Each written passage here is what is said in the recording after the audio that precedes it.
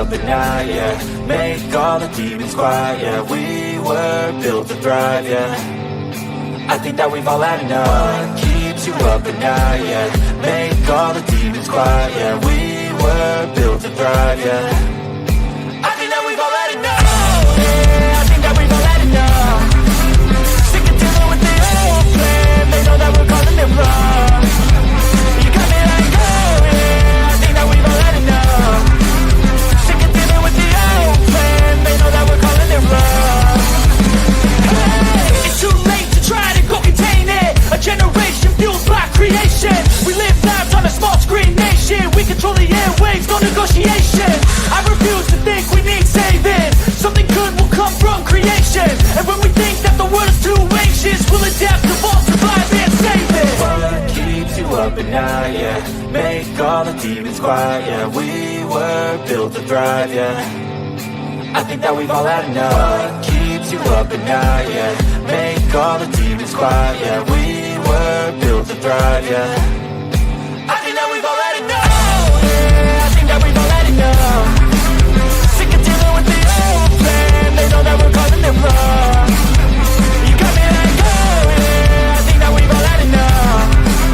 Sick of dealing with the old plan. They know that we're calling it wrong. Hey, oh yeah, I think that we've all had enough. Sick of dealing with the old plan. They know that we're calling it wrong. You got me like, oh yeah, I think that we've all had enough. Sick of dealing with the old plan. They know that we're calling it wrong.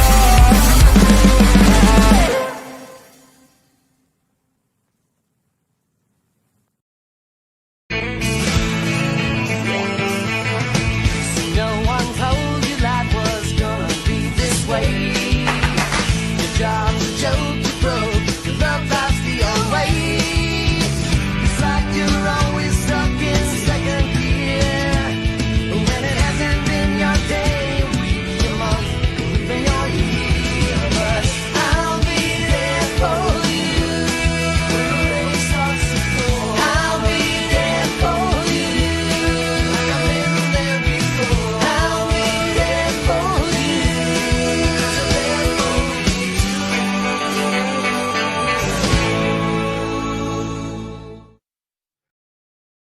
Oh, look at me. I'm retarded. I'm a globe. The whole system is designed to disconnect you from your intuition. Why? Disconnected people are easy to manipulate. Everything from sunscreen to politics to the food industry. It's all designed to disconnect and manipulate you. We are in the middle of a war right now, but it's not a traditional war. It's a war on consciousness. It's a war on freedom. This is the time to listen, not to the news. No, your intuition, your gut, your heart. Love is the greatest weapon against darkness. How do you love more? You begin by loving yourself. How do you love yourself? You listen to the messages your body is telling you. Nobody is coming to save you. Get up. Be your own hero.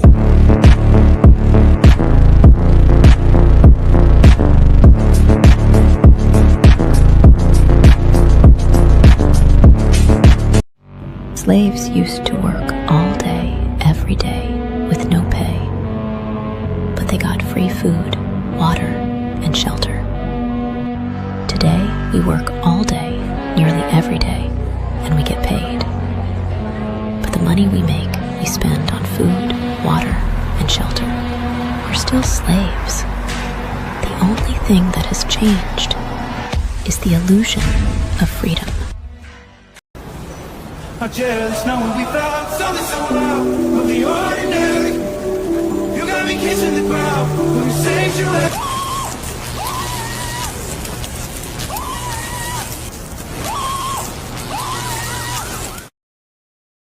I'm scared, Dad. Do you trust me, son? Yes. Come on, son.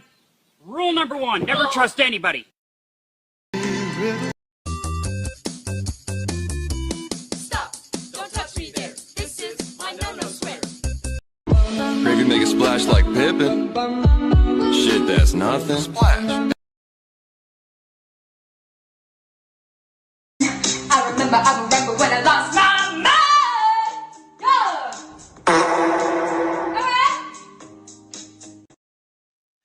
All right. Good evening, ladies and gentlemen. Welcome to Sovereign Soul Unchained Mind, coming to you from the heart of dystopia, this strange little stage we seem to be placed upon and placated with Masonic theater.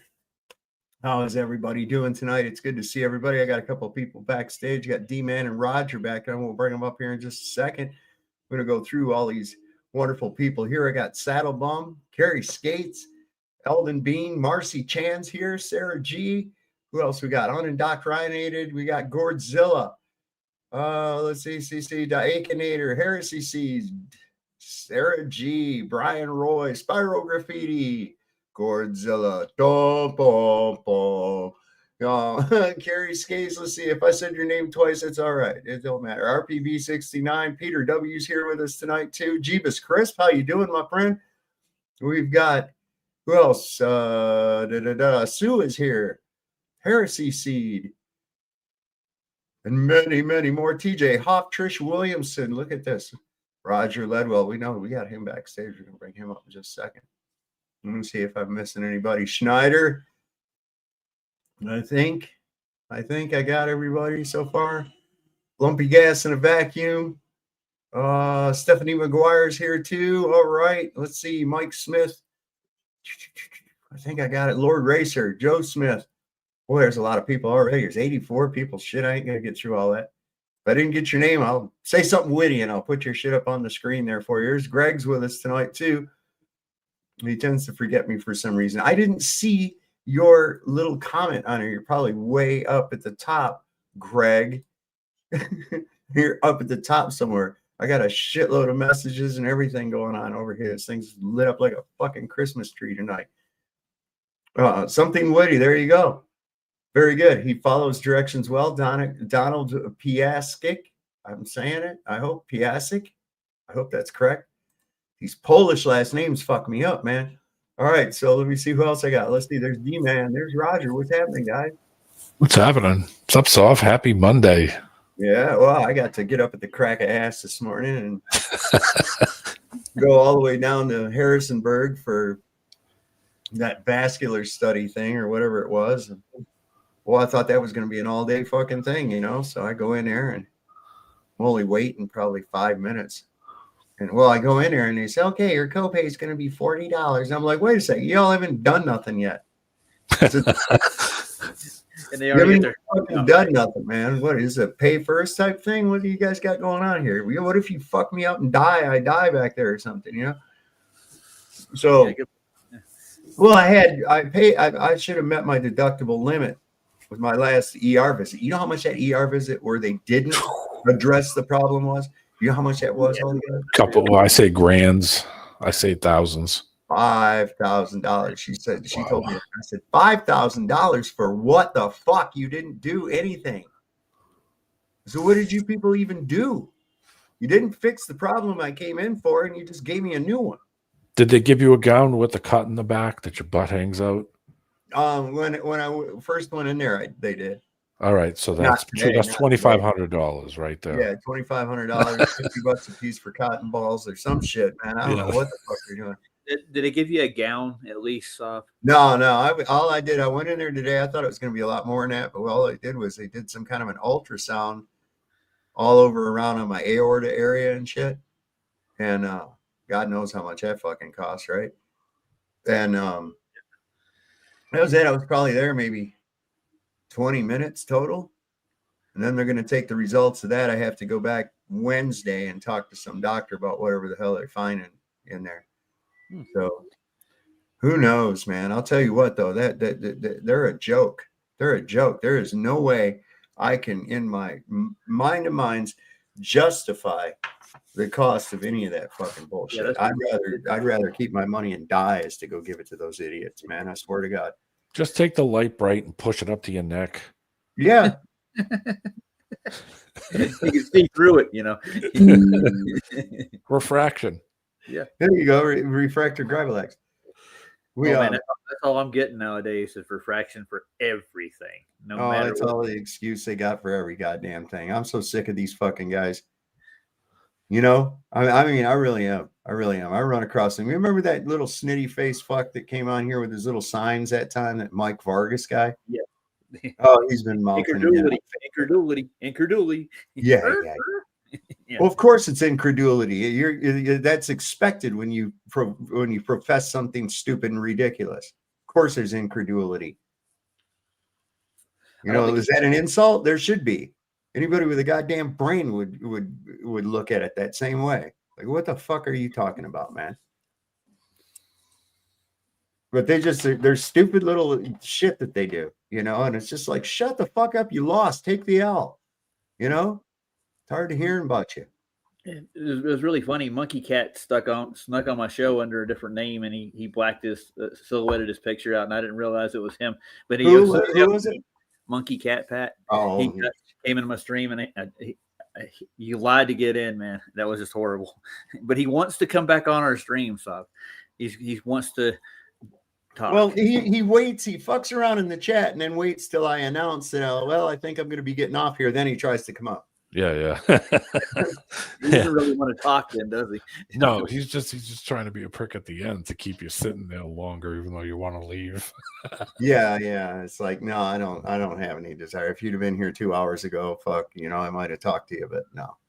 And besides, what are you going to bring new? You know, this got me a little while ago. I've been you know, even though I know space is fake and gay and shit, I still like that show Stargate, right? Yeah.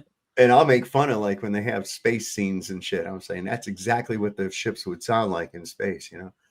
And, you know, just fucking around and joking. But I'm watching it on, you ever heard of Pluto TV? Yeah, I've heard of it. Yeah. It's a free app, you know, Yeah. But they have commercials, you know? Yeah. So they got one channel on there. It's all Stargate. So I was just been watching those.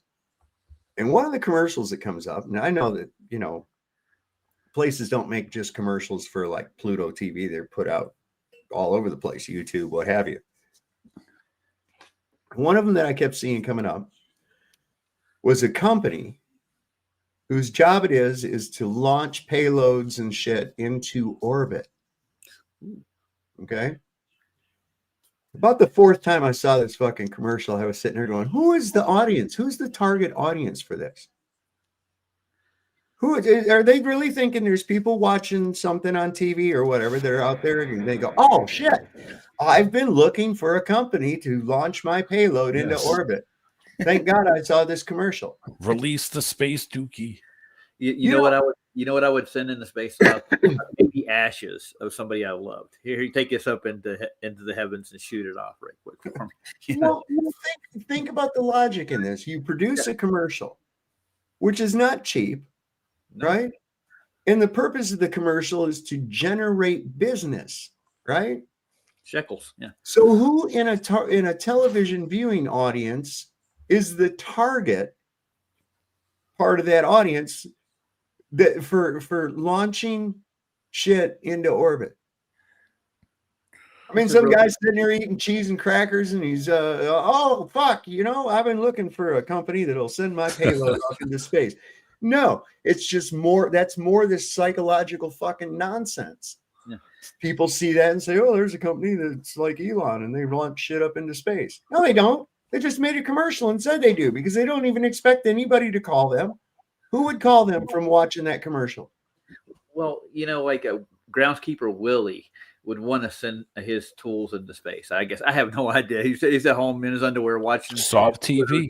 Yeah, so you should send a satellite up there. There you go. Soft TV 24/7. Oh God, no! Say it itself.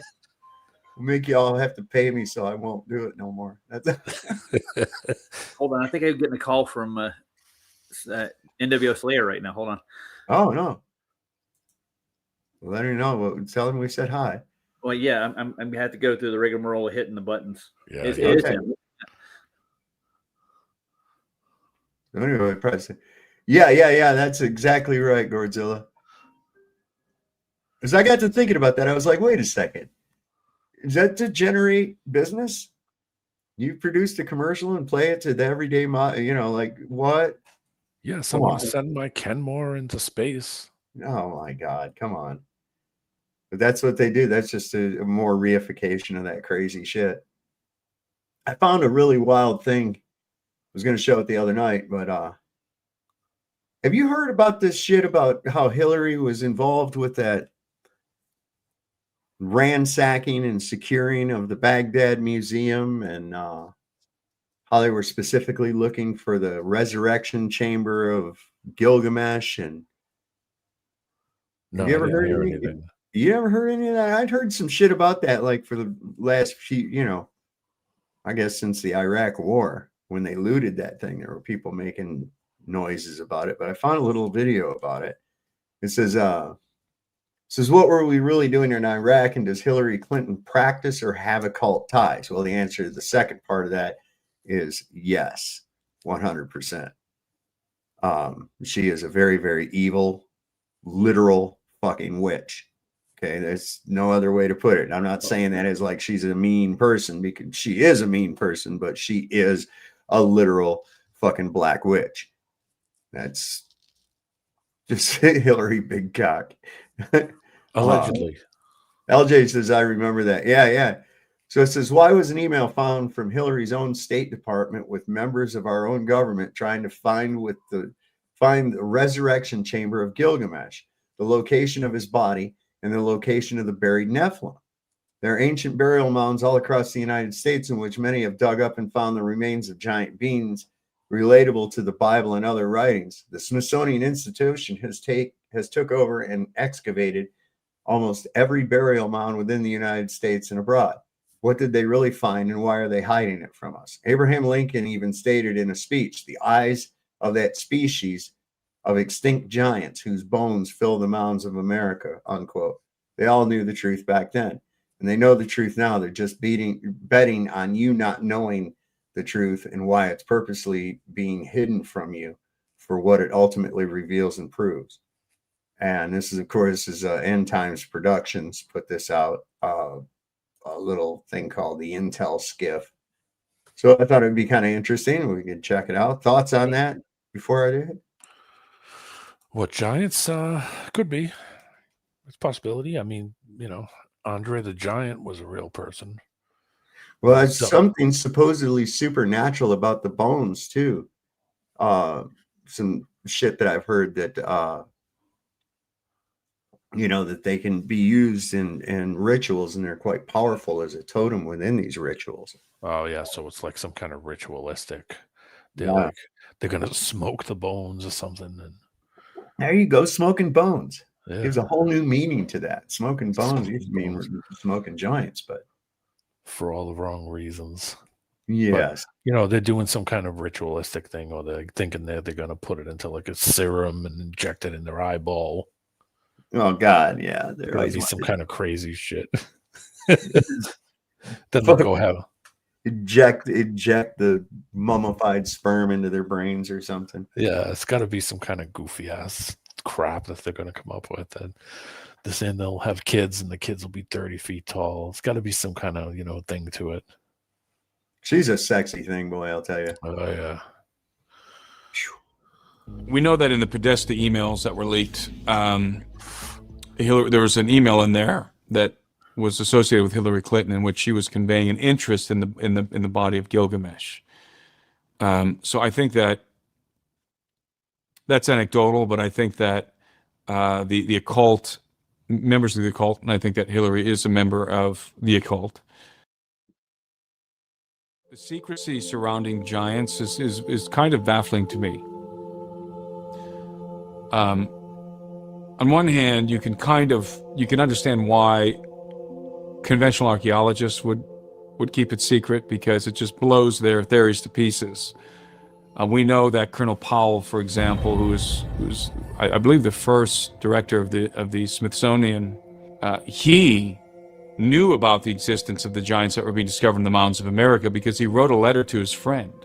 And in the letter, he said that they cannot yet talk about the giants until they can determine where they came from.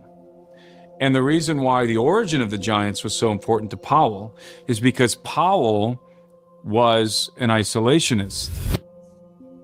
And the Smithsonian Institute the doctrine is isolationist, the doctrine of isolationism, And the doctrine of isolationism propounds that all of these various cultures around the world developed independent of each other. In other words, there was no contact across the seas. Nobody was coming from over the sea. There wasn't cross-pollination from... See, and I believe that there was, absolutely. I mean, I believe that there was. It was, you go back even in the Bible when it talks about the mighty men of renown. Who were these? There was a whole generations of rulers and kings that were Nephilim. And of course, they would have expanded across the world. Yeah, I mean, we have records of Vikings and Phoenicians and the Portuguese who traveled the entire earth. Man, they colonized it in the beginning, even before the English did or anybody else, the French. Sure. Yeah. Well, the Spanish were here before the British. Oh yeah. The French. I think the Vikings were too. In the 16th. Oh yeah, Nova Scotia, the area of Nova Scotia up in Canada has all kinds of Viking ruins. Yeah. Yeah, this story that they given is a complete 100% crock of shit. Yep. Dingo. It really is. I mean, it's concocted by a bunch of fucking Freemasons, and that's what cracks me up. Like I watch my lunch break, and he'll go, yeah, they knew it was exactly, 455 BC, not 456, not 454, 455, August 12th at 2:00, And somebody was there taking a photograph. Yeah.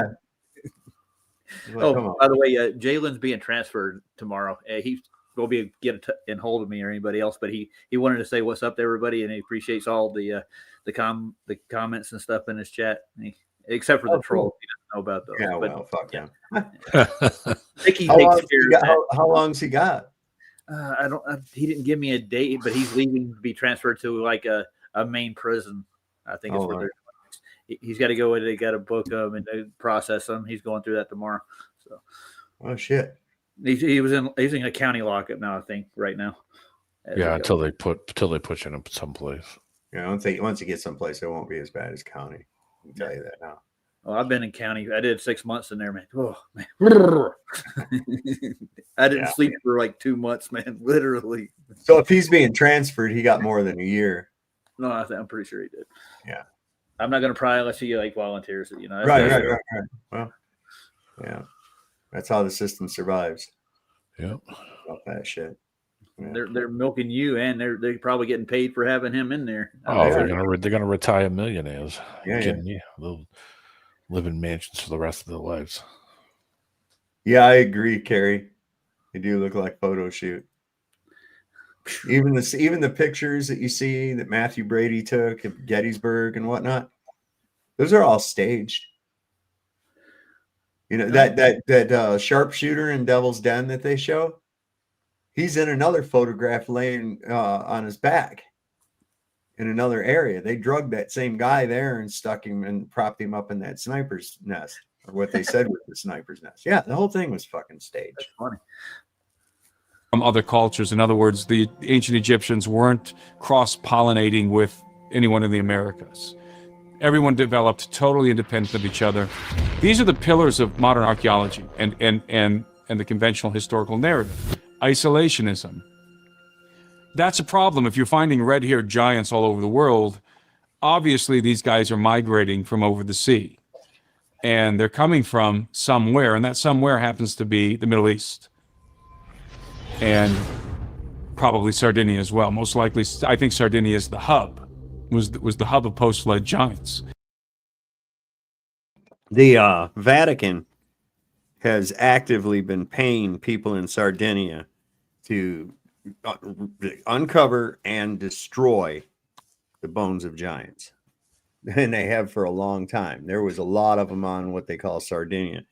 And the irony of that, sardines, little tiny fish, and they got an island named that, and it's a whole bunch of giant fucking people. My mom, my mother's mother has Sardinia in her. Oh, she was part Sardinian? Oh. Yeah. Huh. It's like Italian. Yeah.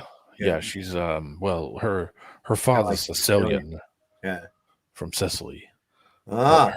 Her mother was Sardinian. She has some Sardinian in her. Nobody ever talks about the Sardinian mafia. It's weird. You know, when was the last time you even heard anybody say the word Sardinia? Well, in the last few years, a lot. I bring it up, you know, in discussion and shit when I'm talking with people about giants and stuff like that. I always bring up Sardinia. But hell, I didn't even know where it was at prior to getting interested in this. It's what the boot is cooking. It's what the boot is kicking. Oh yeah. That's how you got to look at it on the map when it shows the boot. That's what it's kicking, Sardinia. You know, they found I can't see the fucking map from you. You know, they found just as many giants in the Ohio Valley as they have probably in Sardinia. Sure. They're mounds. Yeah, Flat Earth, Flat Water did a whole series on them, and there's like newspaper clippings and like picture photographs of these actual findings from back in the early 1900s and late 1800s. They were uncovering this stuff there, but you know who's suppressing that on this side? I'm pretty sure it's the Smithsonian for the most part. They come and snatch it up. And nothing to see here. Yeah. You were saying mounds? Is that what you were saying? There's mounds in Illinois. Yeah. A lot of them. Yep. Dig into them, man. Go get things for everywhere. Well, that's what I wonder. Maybe everybody was giants. You know what I'm saying? You know that movie, Honey, I Shrunk the Kids? Maybe they're trying to tell us something. I don't know. He's trying to tell us something. No, I'm just kidding. They might be trying to tell us something. That maybe they shrunk us all. Another thing they're taking away from me, being 15 feet tall. Bastards. That's big, man. I wouldn't want to run across something like that. I'll take a 7. Yeah. No kidding. But I've always been fascinated with the idea of gigantism ever since I was a little kid, man. I loved Godzilla movies and shit like that. And what was that one? Jason and the Argonauts. Remember that one? Those movies where there was a bunch of movies came out like in the 60s that were like after Greek mythology and Clash of the Titans. Yeah. That kind of shit. There was even a TV show. Some of my Canadian friends might remember it. What was it called? It would come on CBC. It was a kids show, and it was called Friendly Giant. And it was this dude. He was supposed to be a giant, and he lived inside this castle tower. And in this castle, right? And he'd be in the tower, and there was a giraffe that was a puppet, and he'd stick his head up through the window in the tower, say, to talk to him and shit. And then he'd tell some kind of a story for all the kids and everything. It was just what was the name of that show? The one before that you were just talking about, the first Friendly Giant? No, the one before that. Jason and the Argonauts. Okay. That was a movie more than a show. Yeah. It had a lot of claymation. Stop motion. Yeah. Oh, okay. I see what you're talking about. Yeah, that was a good one. But I always liked those with giants. I always had like this affinity to it. I used to, sometimes like pretend I was a giant and shit, Pretty well. They came out with a movie. But Paul didn't want. Whoops. What? They came out with a movie, Jason and the Argonauts. Yeah. That's what I was talking about. Oh, right. There's a bunch of movies and shit like that were out. Sinbad, the sailor. Yeah. Sinbad. Yeah, I remember those. Sarah G's talking about it. Oh, yeah. Okay. I see what you're talking about with the claymation. I might have seen this. I don't know how you could have missed it. It used to play on afternoon movies and shit all the time. Yeah, Sunday, Saturday, you catch it on TV. Is Hillary Clinton part of the occult? Come on. Yeah, she is. There you go. Talk about the giants because it wrecked his theory of isolationism. So there's that, right? But the argument is made sometimes that, well, they don't want to talk about giants because it proves the biblical narrative. Okay, that's a very weak argument, though, because giants don't just prove the biblical narrative; they prove all the myths of all the different ancient cultures around the world. I mean, everybody's got myths of giants, so it's not exclusive to the biblical narrative. There's something else going on, especially if the Vatican's involved in the cover-up. Why would the Vatican want to suppress evidence that the biblical narrative is true. Why would they be interested in that? That doesn't make any sense. You think that they would be eager to present this evidence to the world and say, see, here's more evidence that the Bible is true, being Christians, right, as they are. So what is the reason? Why is this topic of giants so taboo?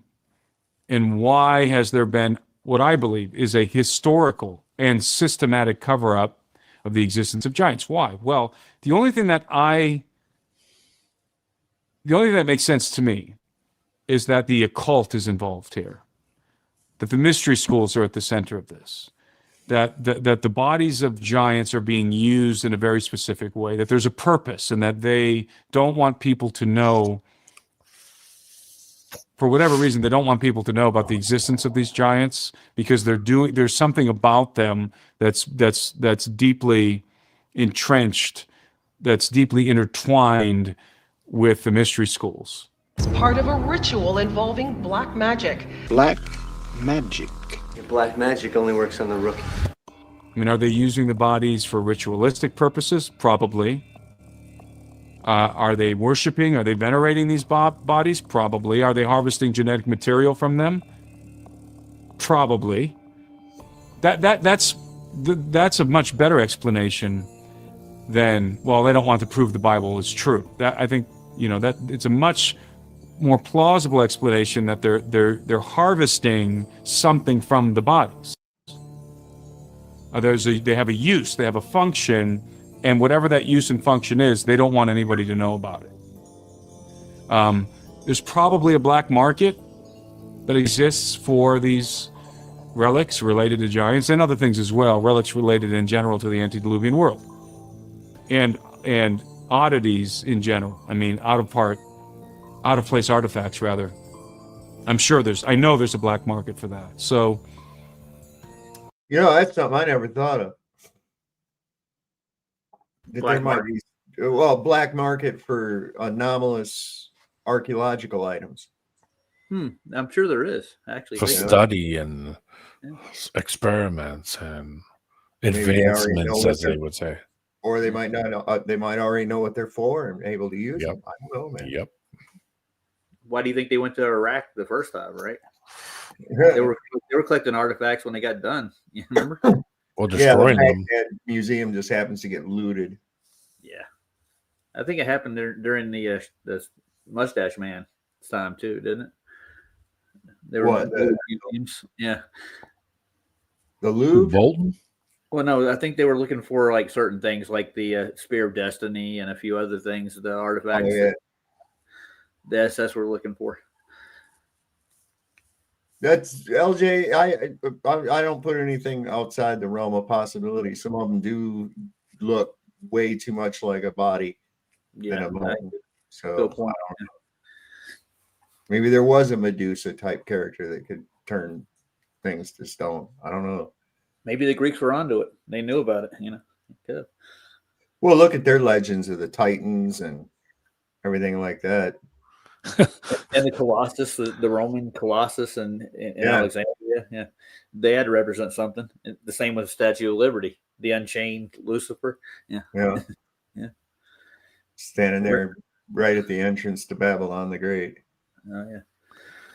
So I threw the link in for Jason and the Argonauts just for you. I'm watching it in the background. It's great. It's fucking crazy, isn't it? That was my God. Yeah. I mean, once you get past the shitty special effects, those were good for the time, though. Yeah. Like Thunderbird. Yeah.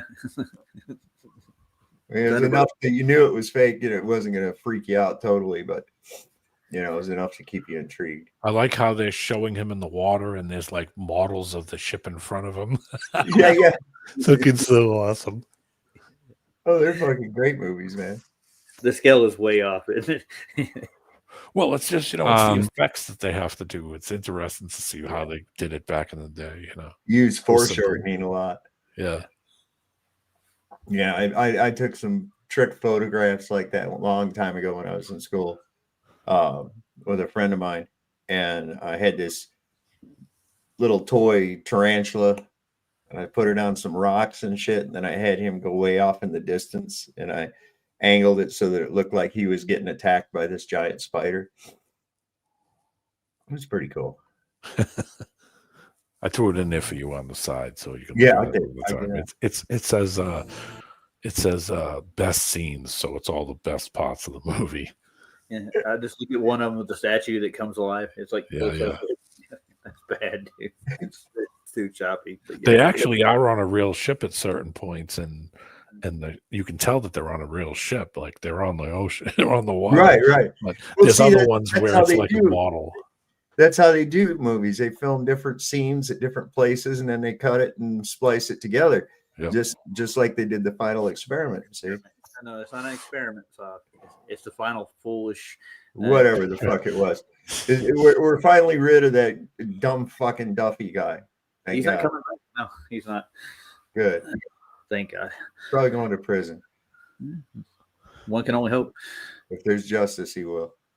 I suspect it's something to do with the occult.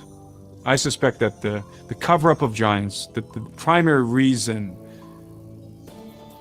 has much more to do with the mystery schools. You know, and everybody knows that Abraham Lincoln, I would say, knew that the bodies of giants were being discovered in the mountains. He references it.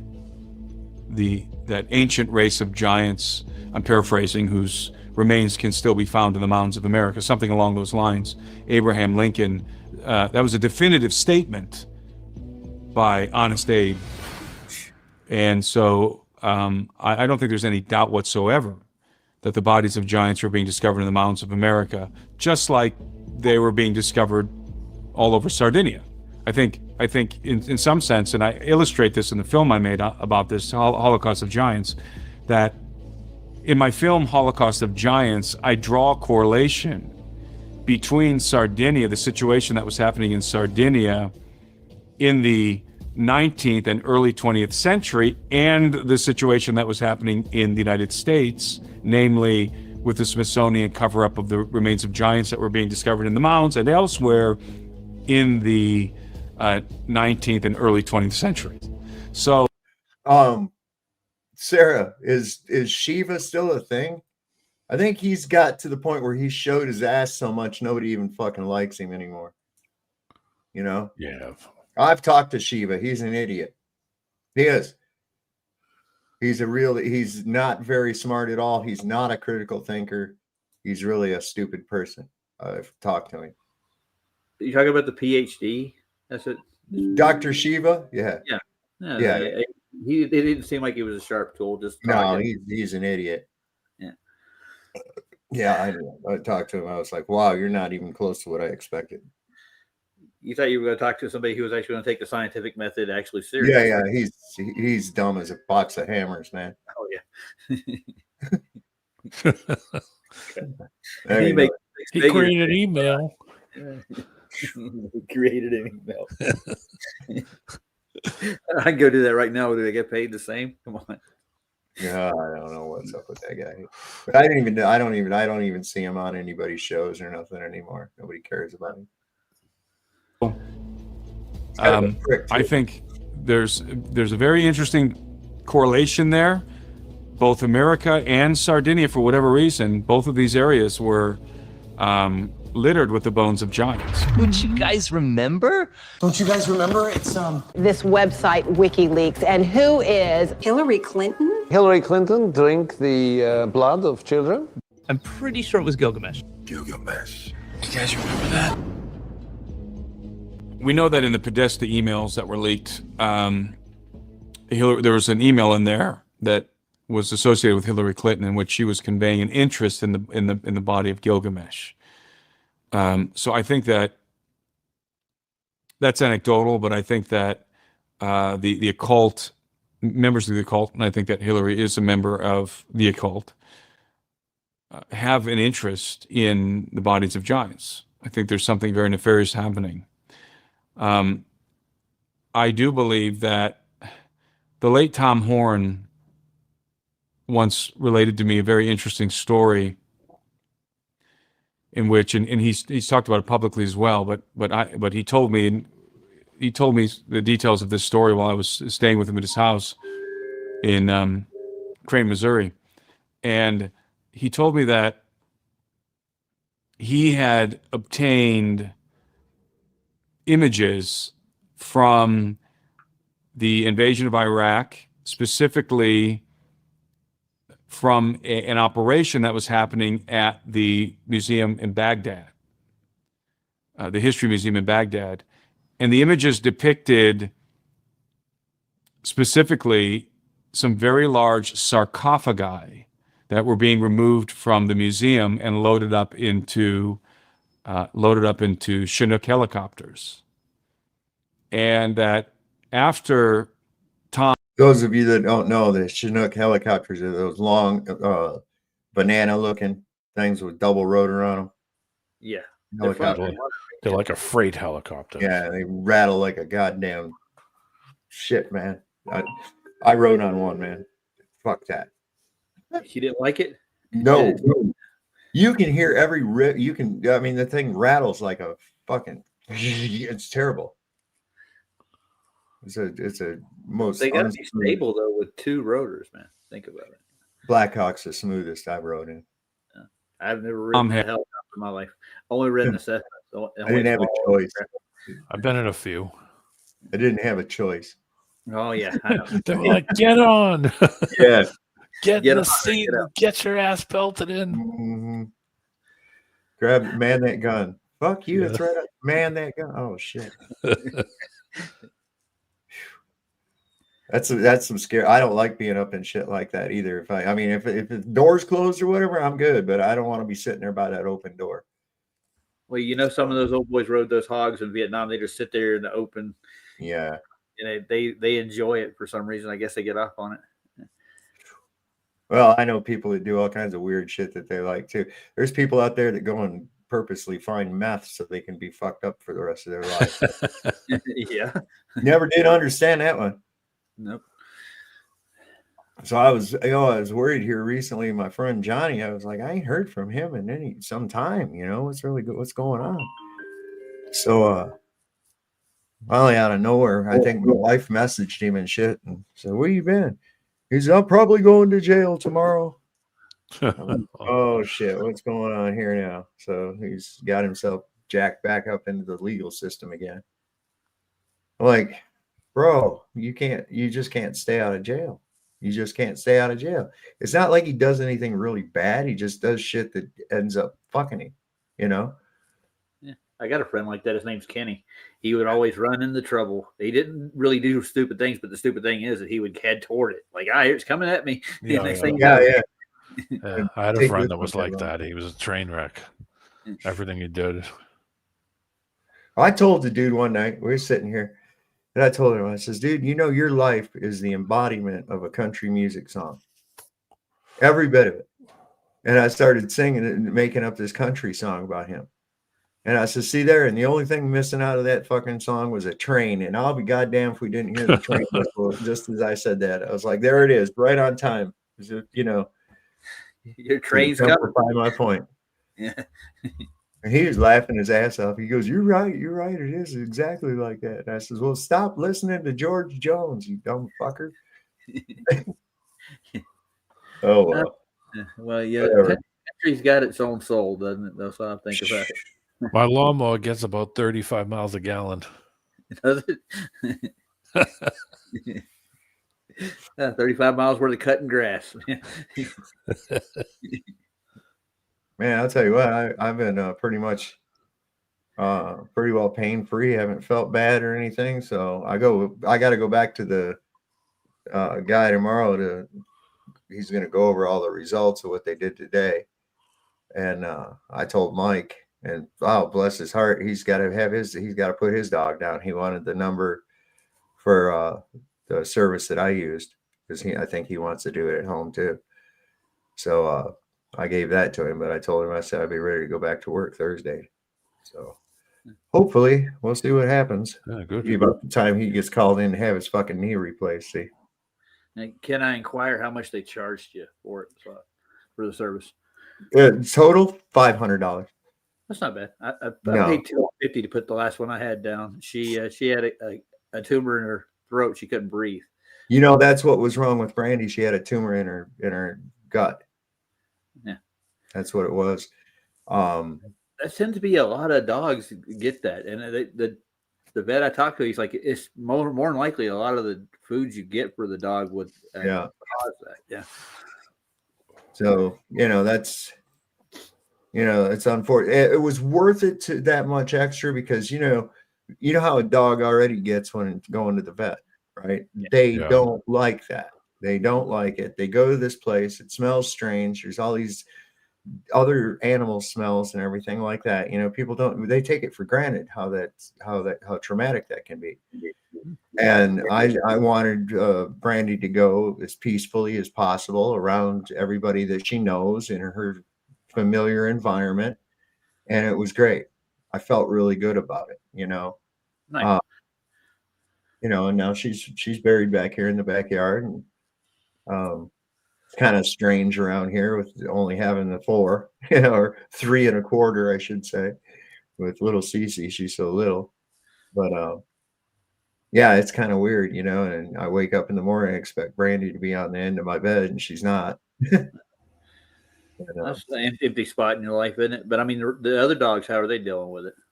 They're doing all right. They're doing all right, I guess. I think they understand better than we do, More accepting, you might say. Yeah. It was so wild too, because as soon as she passed, Peanut sat up and sniffed. And the vet told me, she says they give off a different odor after they go. And Peanut picked up on it right away. So yeah, it's pretty crazy. Well, I can think of a traumatizing experience like that going to the hospital. Yeah, I don't like that place at all, man. I went in there today. It was like instant piss off right off the bat, Yep, that's how I get. Right here. And then when she told me what that ER visit cost, and they didn't even fucking do nothing. Now, well, Rhonda's going into the hospital here in the next month. She's taking a month off, but she's getting a hernia surgery done. Oh. She had a C-section earlier. It ruptured, and she never really got it taken care of. It developed in a hernia. So they're gonna go in, and they're gonna take a robot. They actually told her this. Yeah, no. I'm like, you're willing to do this? I'm like, all right. Listen, you better make sure I'm knocked the fuck out. Yeah. Do any shit like that to me, because I guarantee you, man, that is just an unnatural act to, in my opinion, to go and just allow somebody to fucking cut you open. That's like goes against every instinct of survival that I can think of, Yeah. When I was a child, I had like 5 different surgeries, but I had no say in that matter. Right. And thankfully, my entire life, I've never been cut open, for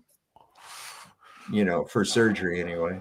But no, they cut my eye open completely 5 different times. I had like chronic salations that I couldn't see out of my right eye. It affected my vision after a while. It's going in my right eye because of it. But yeah, they went in and it reoccurred still, and it still swells up slightly now. Every month or so, I'll get like a slight salation on my eye. But yeah, no matter, the surgeries didn't help. They didn't cure shit. Who's this retired guy that's in here? I have no idea. Retired. You should come up retired and have a discussion about this if you actually really believe that. You know what I find strange about these people that so adamantly claim that they're on a spinning ball is that they've never even had a firsthand observation of it. They've been told all about it. Yeah, and if they had never been told that, there is nothing in this world that would even lead them in the direction of thinking something so ridiculous. Not a single bit. But because teacher said, that's where it comes from. Teacher said. That's how programmed people are. Well, that guy calls himself a scientist, so therefore whatever he says is science. No, it's not. Break it down. Look, it's not science at all. It's pseudoscience. It's ridiculous nonsense. It falls apart under the most simple scrutiny. You go to the basic fundamentals of the fucking idea, and it's like, that doesn't even, you don't have a working model at all. I haven't seen it yet, neither. Well, We've been it's physically impossible. It's physically fucking impossible. That's the reality of it. These people say, what gravity? Shut the fuck up about gravity. That's a myth. There's no mysterious force. Nothing more than objects reacting to a fluid medium. That's all. So, Saw, what does the word pseudo mean in Latin, right? What does that mean? Like false. Yeah. It was a Phil Collins song. Mm-hmm. Studio. Oh, okay. I was close. Studio science. Well, you know, I heard it said pseudoscientists like to poison debates with false information. That's all they do. That's what these debates are made for. They want to put out. Yeah. And they all rely on a reversal fallacy. Yeah. Every time. Their whole thing lies on a reversal fallacy. Okay. The default position is the observation. And just as I pointed out a moment ago, no one has a firsthand observation of a globe Earth. They've been given bullshit about, oh, look at ships from the bottom up, the sunrise. And that's good enough for some people. Hold on, Saf. He's saying radar horizons prove the globe. Yeah, radar horizon proves the globe. How far away is that? How far away is that, retired? Yeah. Even radar the globe horizon doesn't have nothing to do with the power. 250 miles over the ocean. Yeah. At 8 inches per mile squared. Flat as a pancake. How about that shit? Yeah, even the Globe boys that were chastising Craig for saying that shit. Hey, retired. Quit being a little bitch. Click the link and come on up, man. Yeah, there you go. It's up there pinned in the chat right now. In fact, I'll put it in the chat in case you don't have access to that. Let me go ahead and do that for you. There's no snacks back here, though. You can't. No, there's no snacks. No snacks in the green room, bro. That's how you get ants. Do you want ants? That's how you get ants. Okay, there it is. So there. Come on up. Do your thing. Had downloaded these images on his computer. Shortly thereafter, his house burned to the ground. And he lost everything, including those images, but he lost everything else. He had a very substantial library that he had lost among all of his other, all of his personal affects. So it's plausible that part of what we were doing in Iraq, part of the operation was to recover the bodies of giants, the remains of giants that we knew were being kept in the museum in Baghdad. And I think we did go and recover. I have no reason to doubt Tom's story. I think we did recover those bodies. I have no doubt that the bodies and bones of giants have been secreted away to the Smithsonian repositories and remain there to this day. It's this cult where they initiate new members by making them do rituals and stuff. Tell me, what do you do with the bones? What's with the bones? I translated those pages, and they were all to do with summoning demons, okay? They're pure evil. They're pure evil. Is it possible, and I'm just thinking out loud here, is it possible that you can utilize the cadavers of giants to summon the spirits of the giants, i.e. the demons? We're talking about the disembodied spirits of the giants that are wandering the earth as disembodied vagabonds, the possessing spirits. Is this the interest that the occult has in these bodies? Is this why they want the remains of giants? Can you somehow use these remains in an occult ritual and occult practices to summon or control, or even use them to as a mechanism through which you can become possessed, or other people can become possessed with the spirits of these deceased giants? Maybe that's the interest here. Maybe that's why. Cuts it off in the middle. I hate that. I think that's where the Incredible Hulk came from. You sure? One gamma rating. He turns green, gets super strength, becomes. But I thought that was a. Oh, wasn't it an experiment?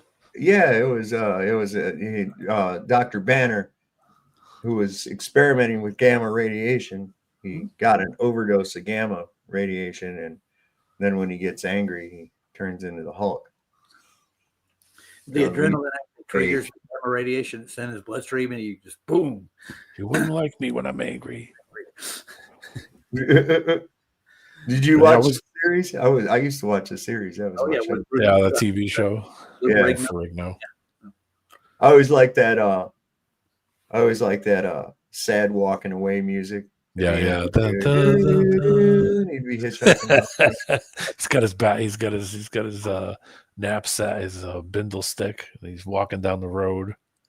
That dude's wardrobe bill's got to be out the fucking window. What's he do for money? I mean, he must spend every fucking thing he makes on clothes or stealing it off of people's lines or something. I don't know. People don't even use clotheslines no more. So yeah, so he's going to thrift stores, getting the cheap stuff. You'd have to. I just walk around naked. You're gonna give me some fucking shit about it? Go ahead, I dare you. He's I'll smack the shit out of you with my Hulk dick. I will. I'll just fucking whoop you with it. I was gonna say he doesn't need Viagra. He's got gamma radiation. He's got gamma cock.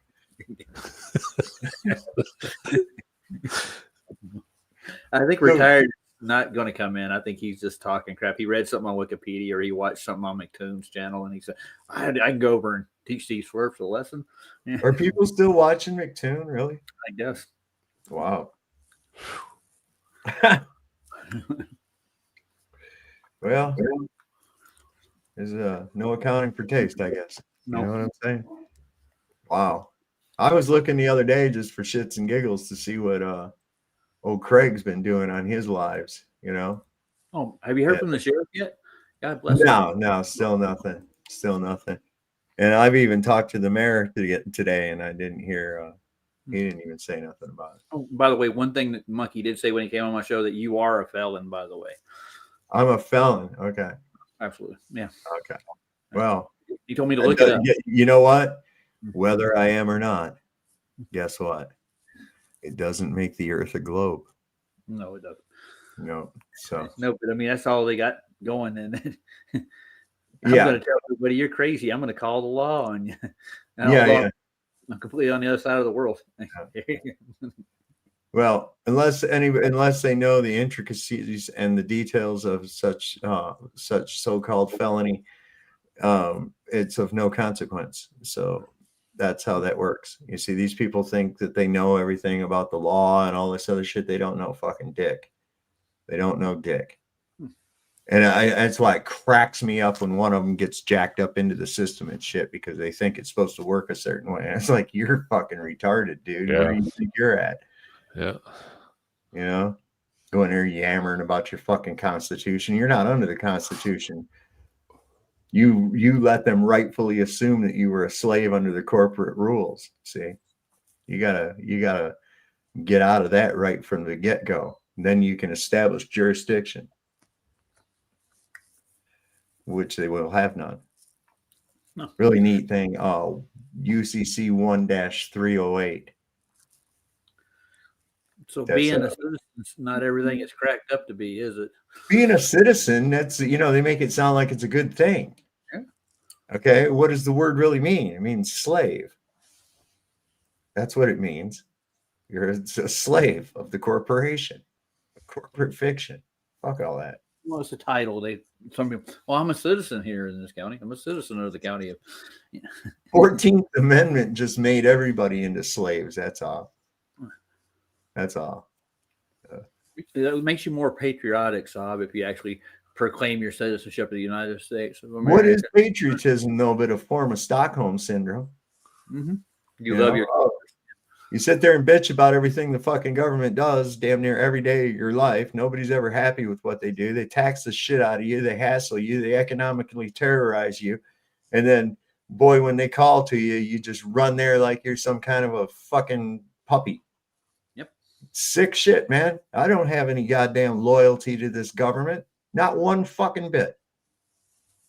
I have absolutely no love for it. I have no obligation to it. Nothing. I love my country, but I fucking hate my government. Okay? And that's the reality of that.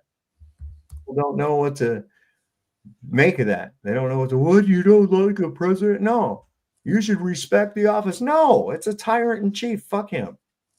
I don't care whose ass is polishing that seat. They're all bullshit. Every last one of them. Bunch of goddamn puppet actors, all controlled through blackmail by Israel. Fuck off. Supposed to look at them like they're some kind of fucking heroes or some shit like that. Get your stupid, fat, bloviated face out of my face, out of my sight. I don't want to hear from you anymore. You know, the mayor works hard every day. He does. Testing out the wine and the steak. Yeah, exactly. In that marble, David Koresh has got it. He knows. Yep.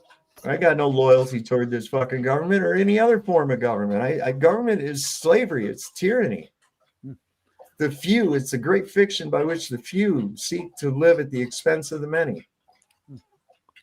Did you ever see the video of the guy who has the country on the oil rig? Did you ever see that guy? Yeah. He wears the general's hat and stuff. Him and his wife live on the oil rigs that's way out in the middle of some fucking country. You could actually, he's got a website that you can go on there and buy a letter of recognition as a registered whatever. What's the name of his country? I forget. Hold on, let me go look it up. I don't know why that popped into my head, but I used to clean the city hall in Flagstaff, and the mayor would be in there. She was actually kind of cool. Like, she was laid back. She wasn't too uptight, but she walked in one day, and me and my crew was sitting there, and she grabs both her breasts and jiggles them up and down just out of the blue. She goes, "These puppies are sick." Holy crap! The mayor just did that in front of us. It was funny as hell. Then people aren't serious about their jobs at all. I can just tell you right now. No. Well, I mean, on kind of a local level, they are to a point. It's kind of interesting. I watch, Mike interact with the town manager and shit like that. Because during the day, they have to be in. It's a small town. The town manager will be driving by, see his truck, and pull in and say, "Hey, I need to talk to you about this, that, or the other." Well, they got it. With this government shutdown, it fucked up something for them. They were going to have some kind of an event for the town employees up in the park at the, on the Skyline Drive, but the government shut down, which means that the park is shut down, but it's not shut down. It just means you don't have to pay to go up there. And the concessions are still open. So I don't know what the fuck is going on with that. If nobody had told me they shut the government down, I wouldn't have known anything about it. Nothing changed here. No. I was watching on Salty earlier that supposedly they're shutting down a bunch of the welfare and food stamps and a bunch of other stuff. They're reducing it down and re-evaluating, and people are freaking out all over the place, making videos about I'm gonna go and I'm gonna steal things, and just telling people nobody better get in my way. Yeah, Greg's got a good point here. Walmart's going to start to break down into chaos when EBT cards are rejected. Well, nobody should be getting those. Nobody should. Nobody should be getting Medicaid, Medicare, none of that. That's well outside the purview of the government. Where did the government get this money? Where does it get this money? It steals it from other people. Oh, yeah. And aren't we supposed to be against socialism and communism? Yeah. Isn't that exactly what that is redistribution of wealth? The Great Society. Yeah. Yeah, you had, it started with Roosevelt. He really started pushing in these, Hoover too. Hoover was trying it too. With these shovel-ready programs. And all that was just borrowing money from the Federal Reserve to pay these people to do shit. I don't know, man. They try to say, oh, well, the Great Deal helped get us out of the fucking depression. And it's like, no, it didn't. World War II did. But there again, it was a false wartime economy.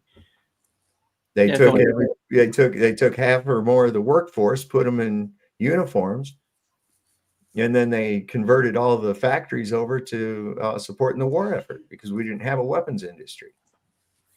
Yeah, so they started General Motors making tanks and all kinds of shit, man. Well, people were rationing here, weren't they? They were being really conservative with everything. Yeah. Yeah, there were certain commodities like rubber. Rubber was a commodity that was under threat of blockade by German U-boats. It came from South America. We had sugar, which had to come from mostly around the Caribbean, which again was under threat of U-boats. So things, silk stockings, which came from China. China was at war too. So this was a hard commodity to get. So they rationed a lot of things. Ration meat? Somewhere around here, I've got some ration stamps that were my grandfather's for sugar. That makes me think that the economy is actually kind of a false thing, that they can manipulate it from both ends. And it is. Oh, yeah. It is. That's exactly what they're doing. You think about it. What the fuck are we doing? We're just a whole bunch of busy work. It's like, it reminds me of people see the boss come in, so they start like wiping off a clean counter and sweeping an already swept floor. Yeah, look busy. You know? Yeah. Look busy. It's like that on my job. We literally have to stay busy. I remember I did that in the Army. I was just standing there. Everything was done. Fucking sergeant walked by. He goes, "Why are you just standing there?" I said, "Because everything's done." He goes, "Well, you could, be sweeping the floor or something." I said, "Floor's already swept." He goes, "Well, you should at least try to look busy for me." I said, "Do you really think it's a good idea to try to insult your intelligence by standing here and sweeping an already swept floor? Is that what you want me to do? Is to try to insult your intelligence?" You didn't know what to fucking say about it. Yeah, I know. That was a good one, though. They kept them off your back for to do nothing. Like everything's already done. You're going to do it but I mean, in the military like that with everything, hurry up and wait kind of thing. Clusterfuck. Everything's a clusterfuck. Yeah. Everything. Even the most simplest operations turn into a clusterfuck. It doesn't matter. Who benefits from that? Nobody. Well, and this latest thing, and I believe it was some kind of it was a military op as far as what they're trying to push. And here's the thing too, is if you remember right back when that thing happened, they were interviewing people. And maybe you remember this girl. Because we've heard the story, we've seen the film, we've heard all the fucking bullshit. Now listen to like a on the spot eyewitness, what they said then. Basically, I heard a loud bang, which I figured a shot would be a little bit louder, but I just saw it hit him in the chest, and then all of a sudden just tons of blood gushing right out where his heart is, and then he like fell over and slumped down, and everybody got down and was screaming, and then we all ran. Can you describe just, did he appear to be moving afterward or what? Not at all. I personally believe he was dead on impact. Oh my goodness. The chest. Mm-hmm. Yeah. In the heart. She looks a little ditzy. She might not realize the heart is actually a lot lower. Yeah, than the neck. She looks a little slow. Well, I saw it hit the chest. Like I saw it. Mom was indulging in box wine during her trip. What's the major brand with box wine? I forget what I see it in my head, but I can't remember the name of it. Zendel or something. Yeah, something like that. I don't know. Oh man. I just it's like right on the tip of my tongue too.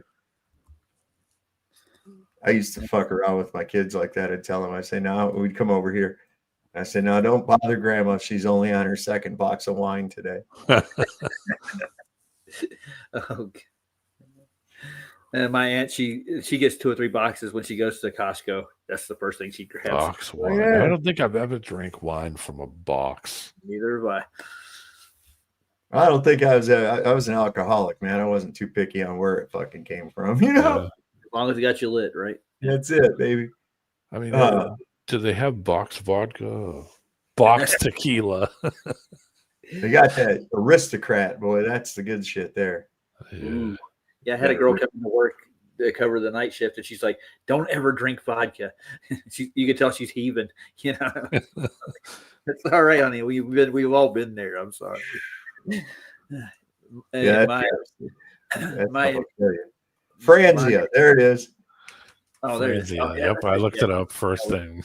Yeah. First thing that popped up, Franzia. My kryptonite was whiskey. I would do George Dickel and Evans, and we do half gallons at a time. And you don't remember half of those sessions. No.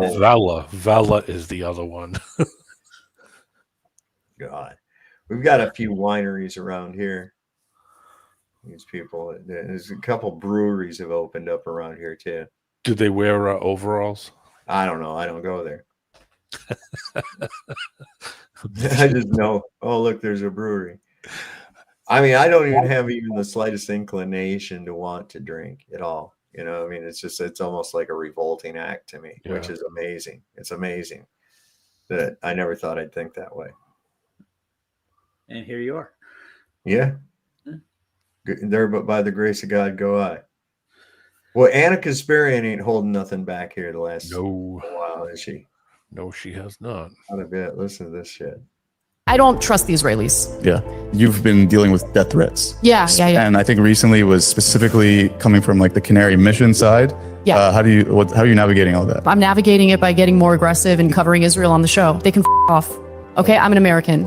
I'm not going to let some foreign country and their little operatives in America scare me from speaking out about what I see happening in Gaza, in the West Bank. You want me to pretend like I'm a journalist or I do the news while I'm lying to my audience about the reality? No, I'm not going to do that. And so they can threaten me all they want. I don't trust. Listen, they're really trying to put the shut up on stuff, man. Did you hear where that judge in Utah has put a gag order on any of the witnesses talking about the case and any of that? No, I haven't. That's the first. Oh yeah. And I think Candace Owens says, I'm gonna break that fucking gag order. I don't care. And I'm like, yeah, Utah judge don't have no fucking jurisdiction over me. Kiss my ass. The one I'd be worried about are the slimy people who have been in politics longer than that. And I'm not going to mention any particular government. They have a blue and white flag, though. Well, here's Alex Jones. It says here, Alex Jones is growing frustrated that the Great Awakening has become completely fixated on Israel. He says every time he uploads a new video, his comment section is flooded with nothing but talk about Israel, calling it retarded. Jones says people have turned into one-trick ponies, ignoring all the other issues that need attention. What issues? Yeah, well, I think that's a big one. Yeah, I think. Don't you think the fact that our politicians? I mean, just one a year, maybe. You know what I mean? Oh, wait, that was him. Maybe one. Playing him now, Mr. Heart Attack. Yeah. Yeah. I mean, it's like, wait a second, hold on. Don't you think it concerning that the majority of our government is run and controlled by a little country the size of fucking New Jersey? You don't find that pretty concerning while you're out there mouthing off about fucking Chi-coms and globalists and bullshit? Huh? Come on, man. People have outgrown you, Alex. People have outgrown you, bro. That's just all. He doesn't have the audience he had, I think, personally. No. He's not the same guy. No. Man, I'd like to get one call a year about the trade deficit with China. I mean, just one a year, maybe. You know what I mean? Maybe one a month about Ukraine, or how the UK is trying to censor over here in the US and all that. I mean, this is big stuff too. All I'm saying is there's other things. Because every time I post something on X or anything about China, it's like, why are you covering up for the Jews? It's retarded. I'm covering everything, sweetheart. Not calling you sweetheart, I'm just saying in general.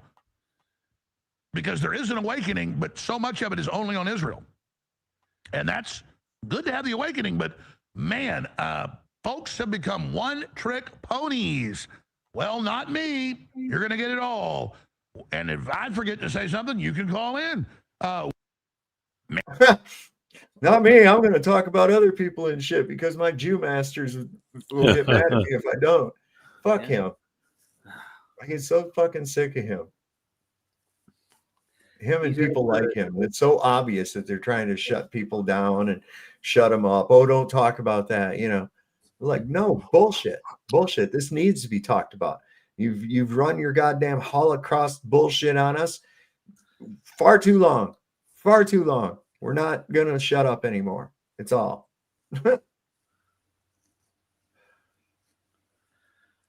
Anyway, he talked about the deep state all those years and didn't realize that those are the people that actually are keeping him afloat. he knew. He knew.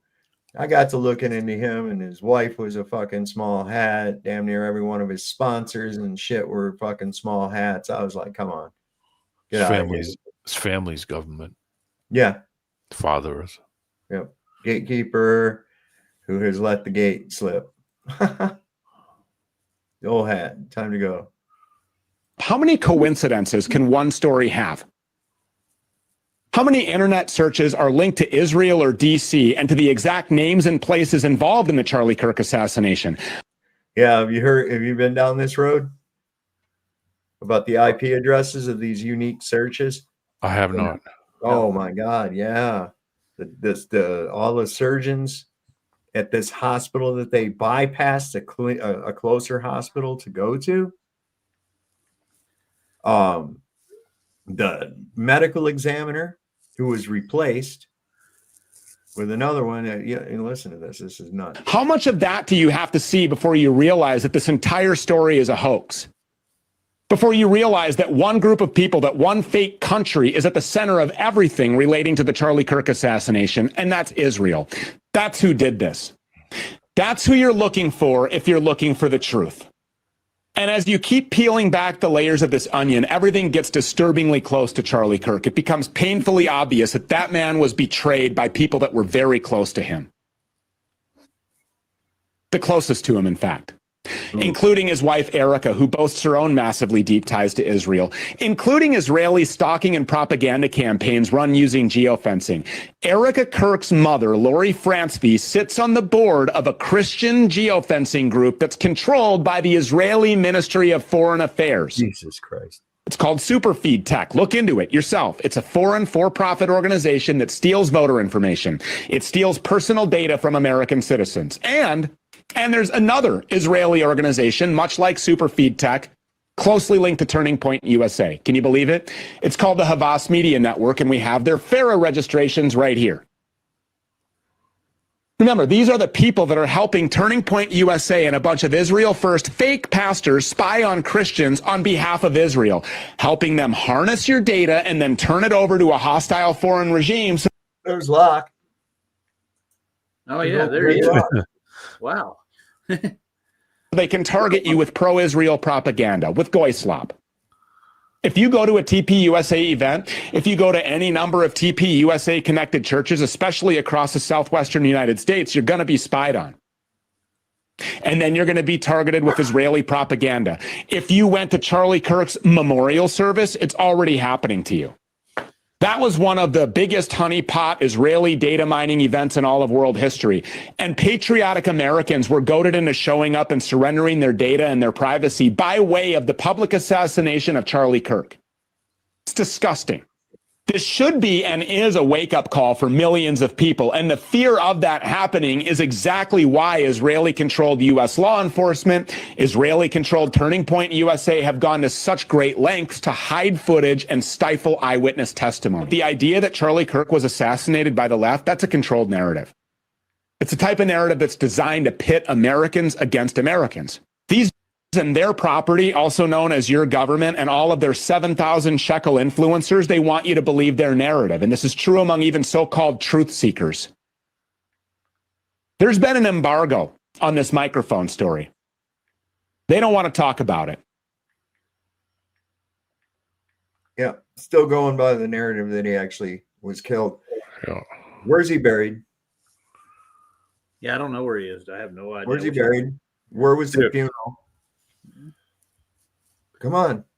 There's a whole bunch of shit. They shot his ashes. They shot his ashes into space so they could name a star after him. Yeah, that company, Charlie Kirk star. Let's see, now he's Captain Kirk. Well, didn't they do it at the Spock? They dumped him out in space. How many No, it was. I don't know what they're doing. They're lying. That's what they're doing. The FBI had. Well, it should The be FBI public record, right? Yeah, it should be. So it should be pretty easy to just go and look them up on public record and see if there's anything even in the public that you could go and get through FOIA or. Oh, Kirk. Let's see. Where'd they bury him? Does somebody know? Arizona, right? Go look it up. Yeah, All Google. right, wait a second. We're going to go to find a grave. Okay. Millions of cemetery records. I'm going there right now. All right, first name. CHARL.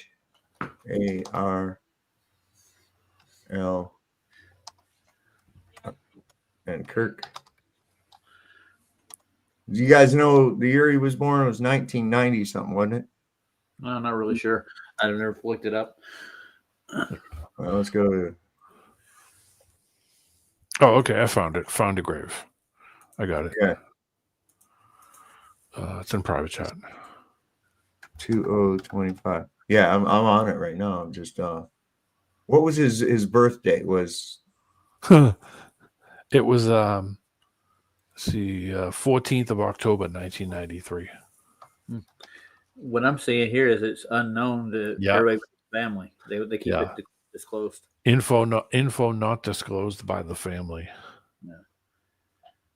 Well, they do have a right to privacy when it comes to the funerals, but I mean, he's a public figure. It should be. What'd you say his thing was 1990 what? 93. 93. Whoops.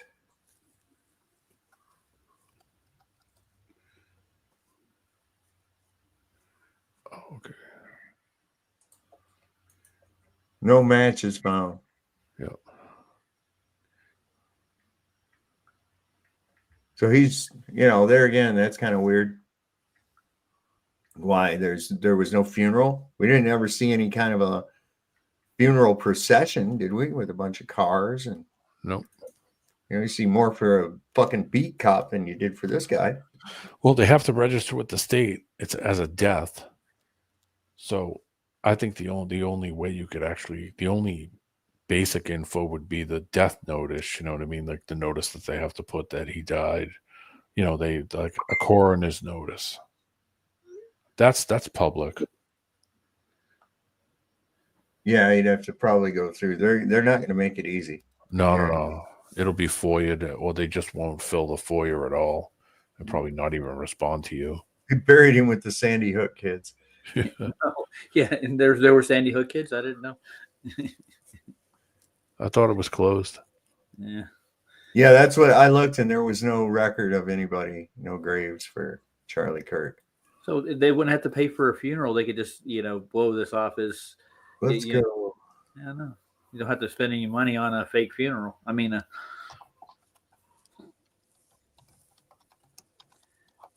but they did have they carried his casket. I remember that, right?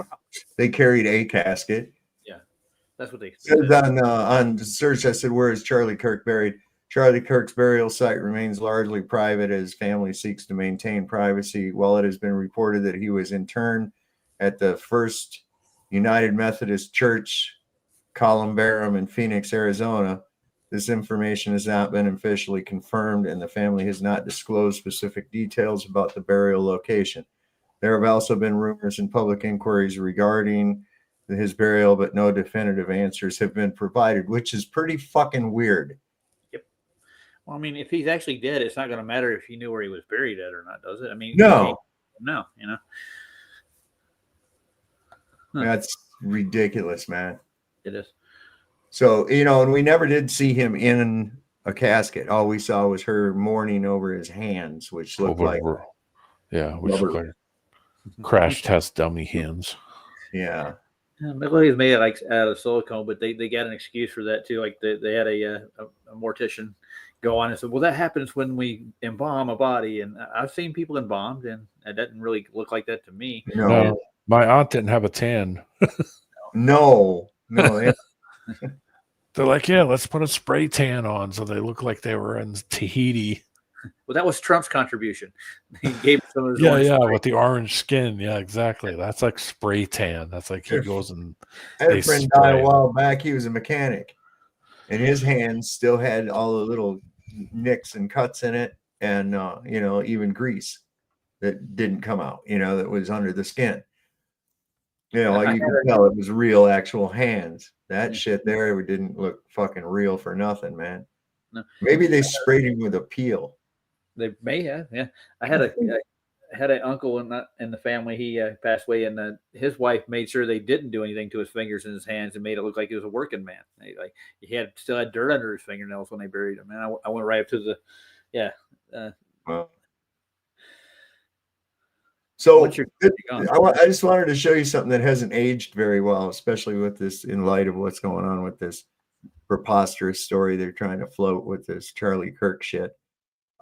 This is Kash Patel on the Sean Ryan Show, November 19th, 2024. Okay, almost a year ago. The FBI's footprint has gotten so freaking big, and the biggest problem the FBI has come out of its intel shops. I'd break that component out of it. I'd shut down the FBI Hoover building on day one and reopening the next day as a museum of the deep state. And I'd take the 7,000 employees that work in that building and send them across America to chase down criminals. Go be cops. You're cops. Go be cops. Go chase down murderers and drug dealers and violent offenders. What do you need 7,000 people there for? Same thing with DOJ. What are all these people doing here? Looking for their next government promotion, looking for their next fancy government title, looking for their parachute out of government. So while you're bringing in the right people, you also have to shrink government. The FBI's footprint has gotten so... That didn't age well. No. I mean, when did that happen? When's that going to happen? When they're going to shut down the Hoover building and the FBI? Yeah, he said that a year ago. Okay. He gets in, what happens, right? Right back to the same old stuff, dude, just like they always been doing, isn't it? Right when it ends. Oh, there we go. So I've been following some of this guy's shit too. They're really getting really weird with this. But if you'll notice, every one of these motherfuckers is pushing the idea that Charlie Kirk is really dead, that he really did get shot. Now, he may be dead now, but my theory is that he was looking to get on out. This was how he was going to stage getting out and actually get promotion for TPUSA, right? He goes along with it. They carry him off to the SUV. They get down the road, say good job, and then they actually fucking snuff him. Yep. That's what I said. Said, how do you know he's not dead? They probably, that shit was as fake as can fucking be. That was a show for the public, man. That's really what it was. And it's working.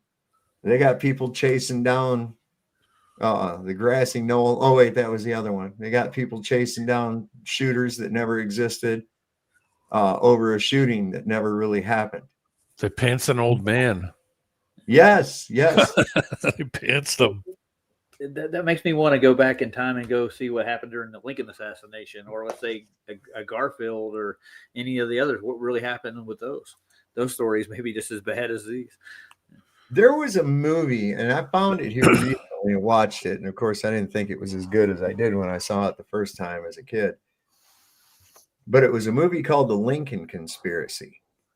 And what it did was suggested that Lincoln's cabinet actually conspired to have Lincoln assassinated, and John Wilkes Booth never actually being caught. The guy who was said that they said was John Wilkes Booth, his hair was the wrong color. He had the wrong leg was broke, and it's claimed that he was just a Confederate soldier returning from the war.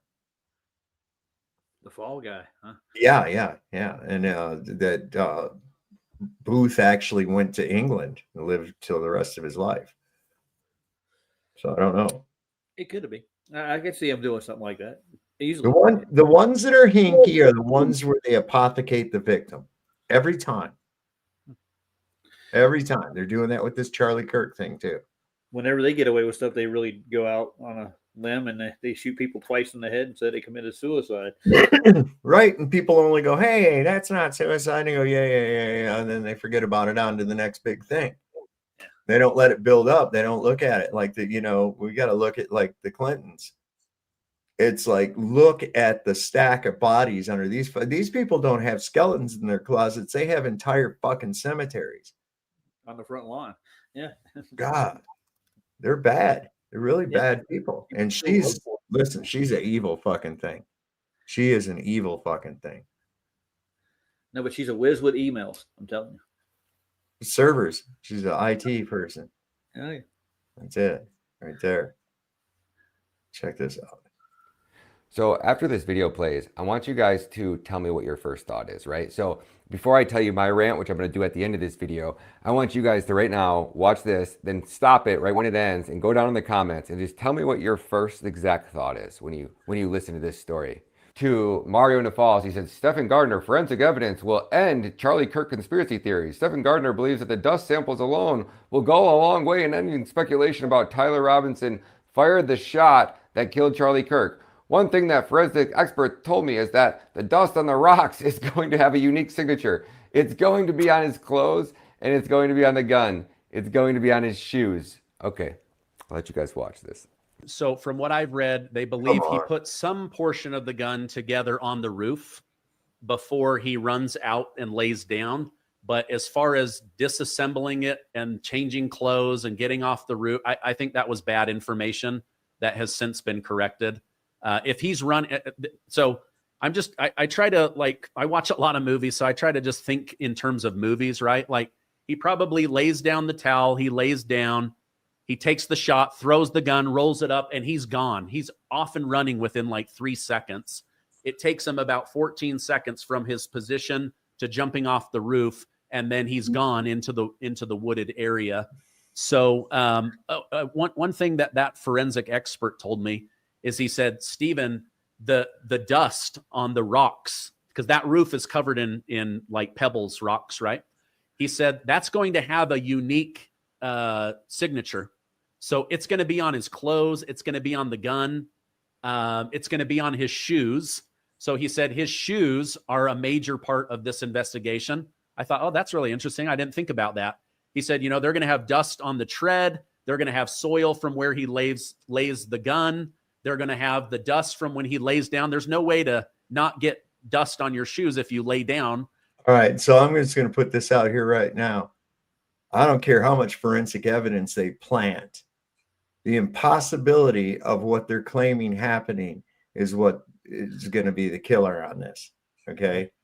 What was that movie I watched a few nights ago where this guy, he was trying to catch the prosecutor because he knew that the prosecutor had actually been planting DNA evidence, shit like that, to get convictions. And so he set it up where he had the same shoes and everything else like that matched a crime. But he had his buddy taking videotape of him faking it all, right? Yeah. And so he gets charged with it, but then prosecutor gets wise to his shenanigans and kills his friend, and they're trying to figure out how to get this guy out of prison now. See, he kind of fucked himself. What's going on, Andrew? Hello, guys. Hey, Andrew. Ooh, you got echo. I don't know why. I shouldn't. What's up, Andrew? Do we have a? I don't have no echo. I heard me coming through, and now it's fine. It's gone. Now it's fine. You fixed it. So there is this one particular video about Charlie Cook. It's 6 minutes long. Would you mind if I shared it? No. Go right ahead. Okay, cool. Yeah. So it just can't have any Pink Floyd, the BBC, the CBC. Well, that's all it is then. We can't watch it. Sorry, man. Roger Waters will get pissed. So yeah, hold on. Let me just get this. Where's that? Share screen. And here we go. 6 minutes. So yeah, it's a lot of what people have been talking about so far. I've been listening in the background. I'm on break right now from my class. Yeah. I really fucking hope I'm on mute with my class still. I made that mistake before. Uh-oh. Yeah, let me double check. All right, so I'm on mute. They're all mad because you sit back there going, these kids are fucking idiots. Wow, not quite like that, but here we go, though. So let me get this straight. Charlie Kirk had no disclosed coroner's report. No church funeral, no burial site or grave has been disclosed. Erica posts videos of her slobbering over her dead husband's plastic-looking hand at the wake, but no photos. This is something that I think is very, very important to. It's something I recognize right away, is that Why the fuck would she be doing this to begin with? That's number one. And Right. then with the Posted to her camera, Instagram. took the. I think it was both of her hands, but she have a fucking webcam on her fucking forehead or something. I know. And then also the one little photo they show of this is not showing his face, because if they did show it, it would show that it's a fucking mannequin. Yeah. All right. That's one thing. Plus the hands are like, look at the fingernails. I know. That's a major issue. All right. Who's formed the burial? Head of school security standing on the elevated garage, calmly watching right after the shooting, and takes no action. No official death certificate. What was the doctor's name who worked on Charlie at the hospital? Where is the autopsy report? No ballistics report other than a fantastical story about a magical bullet that would make JFK's bullet jealous. Not a single credible eyewitness on the record. Video footage of chairs morphing through tables. Impossible video anomalies like the bullet wound, not moving when Charlie's body moves, proving he was not actually shot or used a squib device to fake it. It proves a real-time rotoscoping AI overlay was used. Is it not odd that there was no bullet exit wound from a .30-06 bullet that would leave a hole the size of a watermelon on a buffalo? How do you explain YouTube continually showing the most gory footage when they never allow things far less gory? Think trauma-based mind control. And an award-winning widow already taking over Charlie's show. Why was the entire crime scene destroyed within hours, erasing vital evidence? Why were there no paramedics on the scene? When Charlie was carried out, people were filming in strange places and not following the action. Kind of like they are staged there to get a specific shot and then move on. How come the men carrying Charlie did not have any blood on them? Why was Charlie Kirk's body removed and flown out on Air Force 2? Why did Donald Trump pardon a Navy SEAL killer whose shadow looms over this case? Was the stadium mysteriously booked by Turning Point 4 months before his death? Do you think it was just a coincidence that the memorial with 80,000 hearts excreting louche energy was right at the time of the solar eclipse? Do you find it odd that Erica Kirk was wiping her non-existent tears with perfect makeup applied at her beloved husband's circus memorial?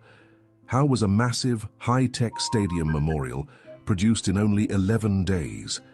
Why do multiple women publicly appear as Erica Kirk, raising questions of identity? Where are their birth certificates for their children? School records, no names revealed, no faces ever shown. If you are claiming that you are private people, why take photos and videos of the backs of your kids' head to show publicly? Where is a video of Charlie playing with his kids at a birthday party or picnic or any other family setting? Why do Freemasonic and satanic symbols surround this tragedy with chilling precision? Cash Patel specifically pointing out it took 33 hours to capture the killer. Do you find it odd that 2 weeks prior to this event, South Park did an episode of Charlie Kirk getting attacked? Do you find it disturbing that Charlie Kirk, who denounced drinking alcohol in his Christianity preachings, was one of the early heavy investors in a company called Happy Dad, which makes a hard seltzer where he made millions? Is it weird that there is no video of the alleged shooter Tyler Robinson taking the shot? The footage released starts when he is halfway across the roof in an impossible time frame with when the alleged shot was fired, and her shadow disappears for no reason. This reminds me of the Selenilian lunar eclipse. It's impossible. Why do all the family photos of Tyler Robinson look like they are photoshopped and Tyler is always on the outside?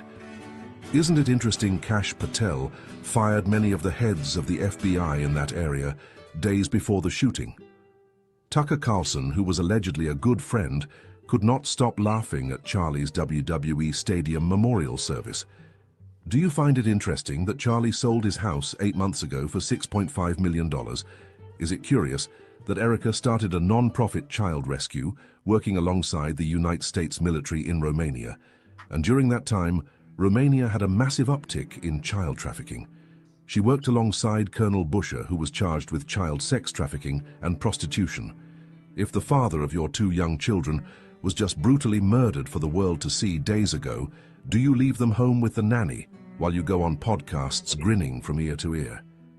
Is it not curious that a 17-year-old first-time Donald Trump beauty pageant contestant won, And now Trump appointed a top attorney general woman who has no experience, who was also in his beauty pageant.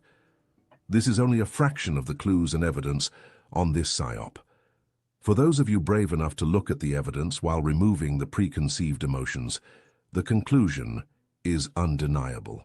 All right, quiet on the set. Roll sound.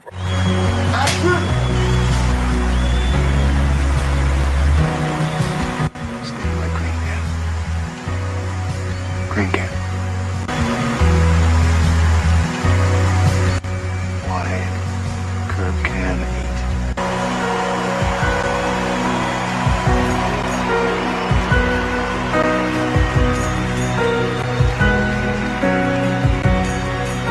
Don't flush under the moon.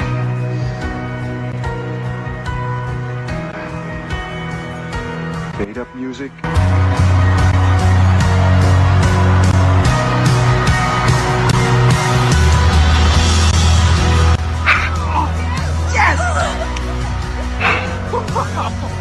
Bravo!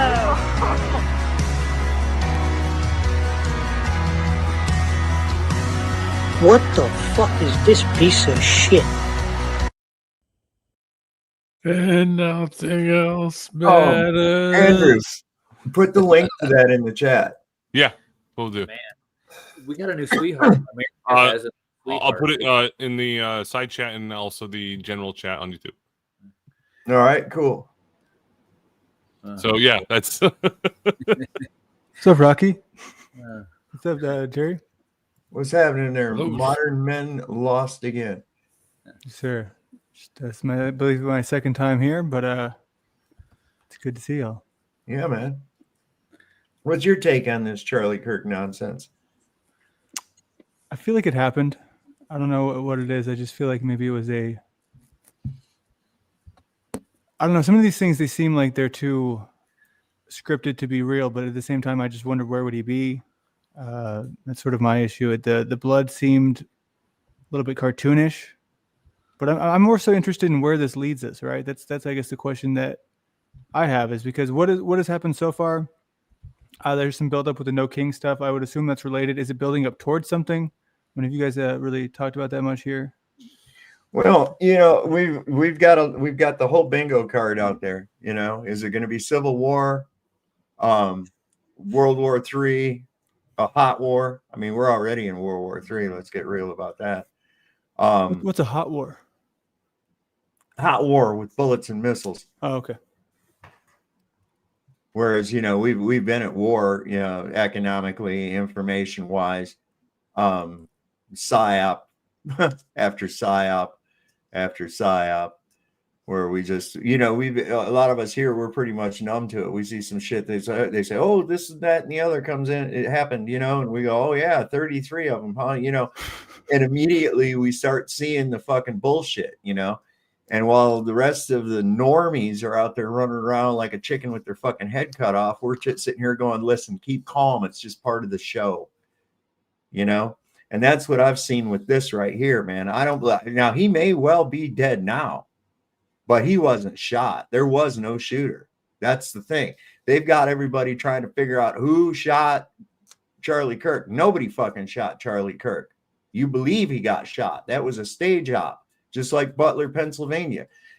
Trump didn't get hit with no fucking bullet. That shit was fake too. So the girl on the train, right? And here's the thing. They got to keep putting it out there for you, How often, if something like that, the girl on the train got her neck stabbed in, right? And they're saying, oh, look, this is what the crime in the cities are for. So what's the point behind that? That the crime is so bad in the cities that we need justification for putting military in the streets. This is bullshit. You see, it's part of a takeover, but that too was bullshit. That wasn't even real. They would not let you see that over and over and over and over again. No censorship. Same thing with the Charlie Kirk. Here was this horrific fucking thing supposedly, and over and over and over. I mean, I couldn't go one movement with my thumb on fucking X where I wasn't seeing the Charlie Kirk getting shot. And then I started really looking at it. See, they did that just like 9/11. They kept showing that over and over and over and over again until you get numb to the shock and you start looking at the fucking details and you go, whoa, hold on a second. Did that plane just go into that building like a fucking a hot knife through butter? Something just ain't sitting right with that, man. You know, and you start looking at these details and you start looking at the building collapse and then you start seeing the squibs and you see, oh, wow, how similar to a fucking controlled demolition this seems to be. And the further you go into it, the more you see other people out there that are trying to muddy up the water with stupid fucking conspiracy theories.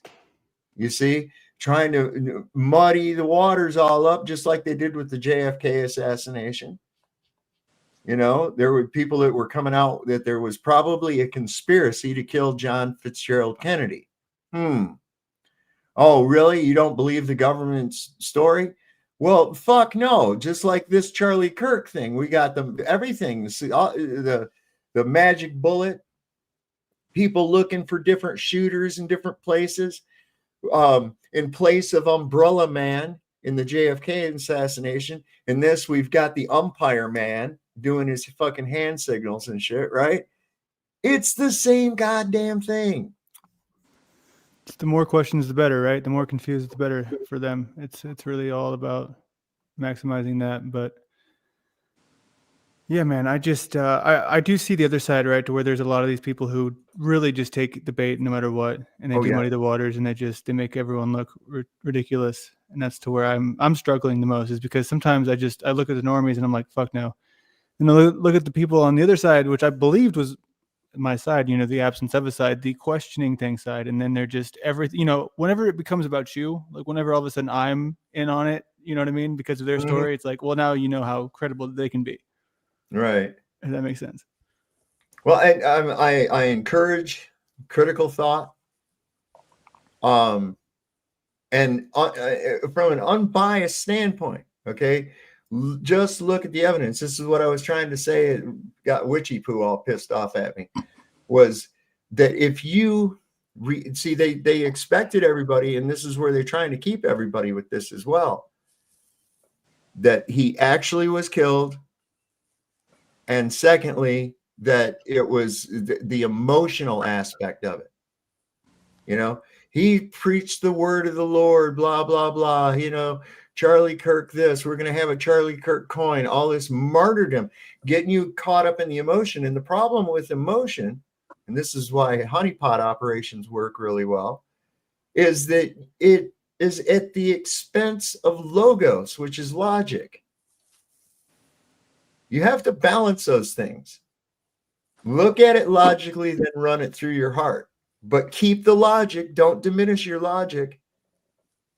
Yes, it would be very sad if a man was shot and left a widow with 2 children at such a young age. And all he was doing was exercising his right to free speech. That is martyr shit right there, 100%. And yes, that would be terrible, but let's take a look at it reality. And as I've said a million times on here, the devil is always in the details. How you doing tonight, Cubby? Hey, how's it going, guys? Hey. Hey, I had a quick question, possibly for modern men. Are you the guy that used to work with Jaron? No slight against you, I'm just asking. Yeah, I did.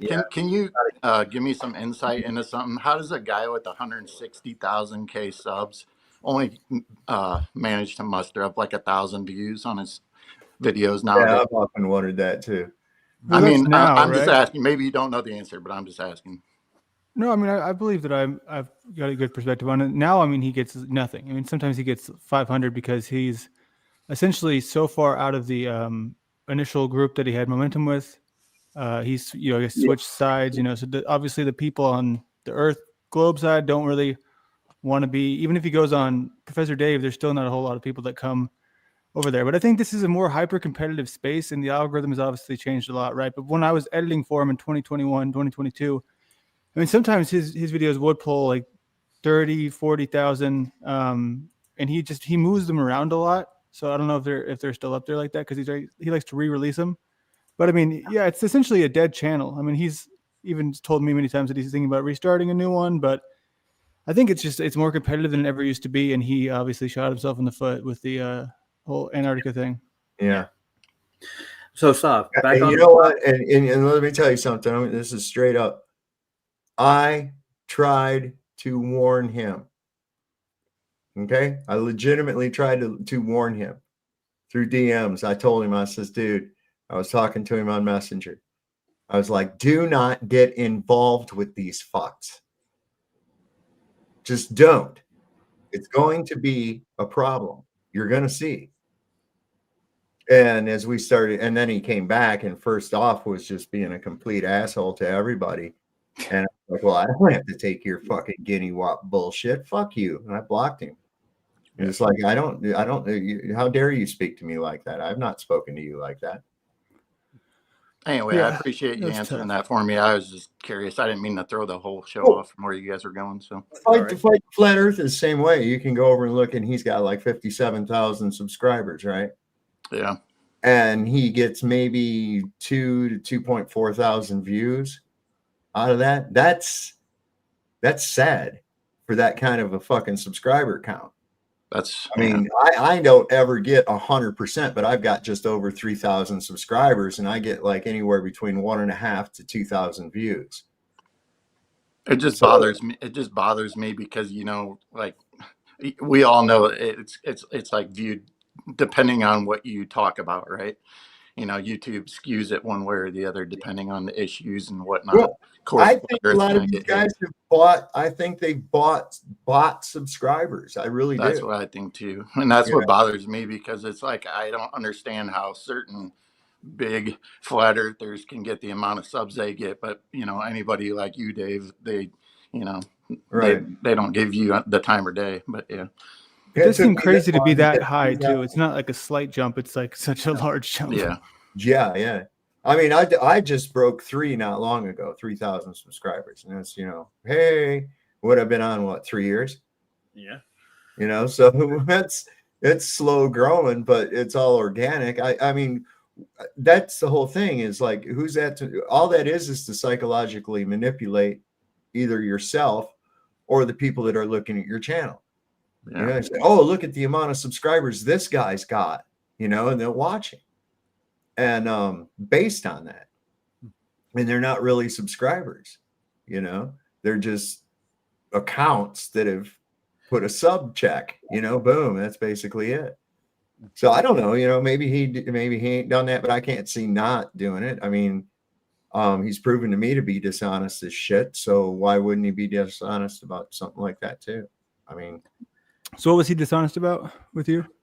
Oh, his whole trip to Antarctica, that whole shit down there, they didn't see no 24-hour sun. It was a fucking lie.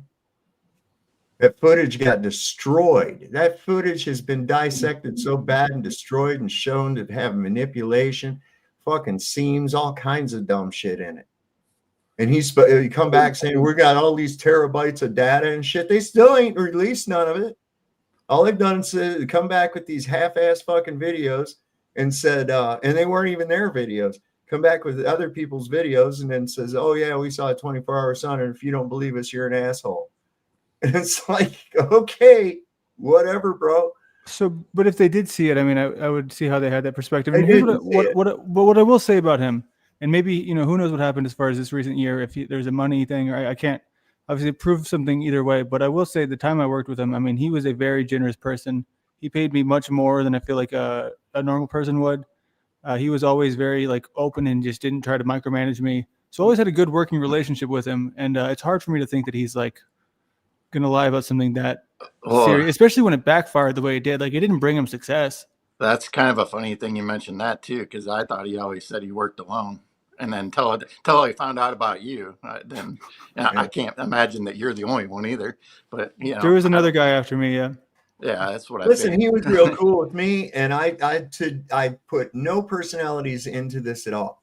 What I said prior to them going, okay, was that regardless of who goes to Antarctica and does this little fucking dog and pony show that they've got going on, regardless of who goes, when they come back, we are only going to have exactly what we had before they left. questionable testimony and questionable video shot by not you. Okay, that's exactly what we got too. And the more it got dissected, the worse it was. I'm surprised they didn't say Kubrick fucking McToon with his little ranting around on the ice about where's the guns, Nathan, where's the guns? Man, he fucked the whole thing up right there. They showed that it was a local light source. Boom, short shadow, long shadow, all kinds of bullshit, man. We've been over it so much, it's like, fuck, it got sick of talking about it. And that little sniveling, lying motherfucking Duffy, oh my God. How many lies did we catch him in? I caught him in the one in person, actually. So Modern Man, they're pretty much built the whole thing on a lie, dude. Which one was that? Duffy? Oh, he lied to me about sending me an email. I actually went to go meet him personally. We have it on live, don't we, Sav? You still got it live somewhere. Yeah. My little church ain't nothing but a front for his bullshit. Yeah. Well, you've played it before, Roger, where you had the phone call with him or whatever. But Yeah, I got that too. Yeah, I'm deep in TFE. If you want to know they're lying, I'll testify to that fact. They lied about a lot of things, dude. Just up front. Well, even the way he said he came on to finding out about flat Earth. Yeah. You know, he says, oh, it was Wendy or somebody on Facebook. And then he turned around and said it was some other fucking thing. And it's like, dude, you were Bob Enyart's goddamn producer for 3 years and shit. And he was an anti-fucking flat earther. And you didn't know nothing about flat Earth. Yeah. Until he bequeathed his fucking parish to you or whatever, however that works. I don't know. I guess. And that demon McToon is the guy behind the curtain and everything that goes down all the time. That's why you get all these trolls. That's why you get these other channels.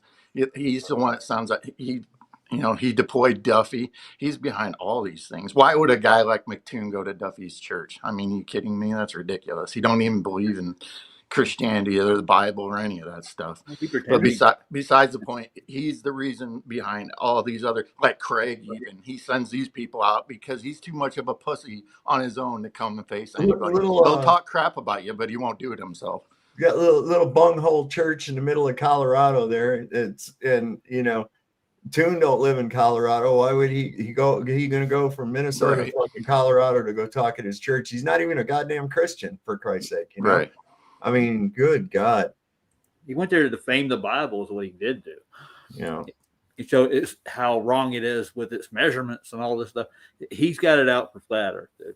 Really. But a bunch of these guys he sends out, all these trolls and all these other channels, they're all hackers. They all got degrees. If not, they just know a lot about, the inner workings of the internet and how to hack, get into people's stuff. So that's why he deploys all these people out there, all these sock accounts, everything. Half these sock accounts, more than half probably, are probably like the works of maybe 10 people. Honestly, it's just with a ton of, like Monkey being one of them for sure. I know that. But anyway, it's just wild to me. It's like McToon's the little puppet master, and it's like, dude, come fight your own battles. Come fight your own battles. Listen, he spends a lot of time fucking around with this shit too. He really does. He spends a lot of time fucking around with this shit. He devoted how much time, I don't know, to his Flurfapedia page. Did you ever see that dumb shit? I'm on there. I'm on there too. He paid me $200 to make something for him once. There you go. See, that's what I mean. There you go. It's a comedy show. Yeah. He's always trying to gain new people to do something for him. I heard that his name was that's one thing I found that was interesting, where his name isn't not actually Michael Toon. That's Ryan. Oh yeah, it's not. Yeah. I guess it makes sense. It's a fake name, but yeah, whatever. I mean, I don't believe. Well, I'd be embarrassed to be him if I was him too. I mean, I really would.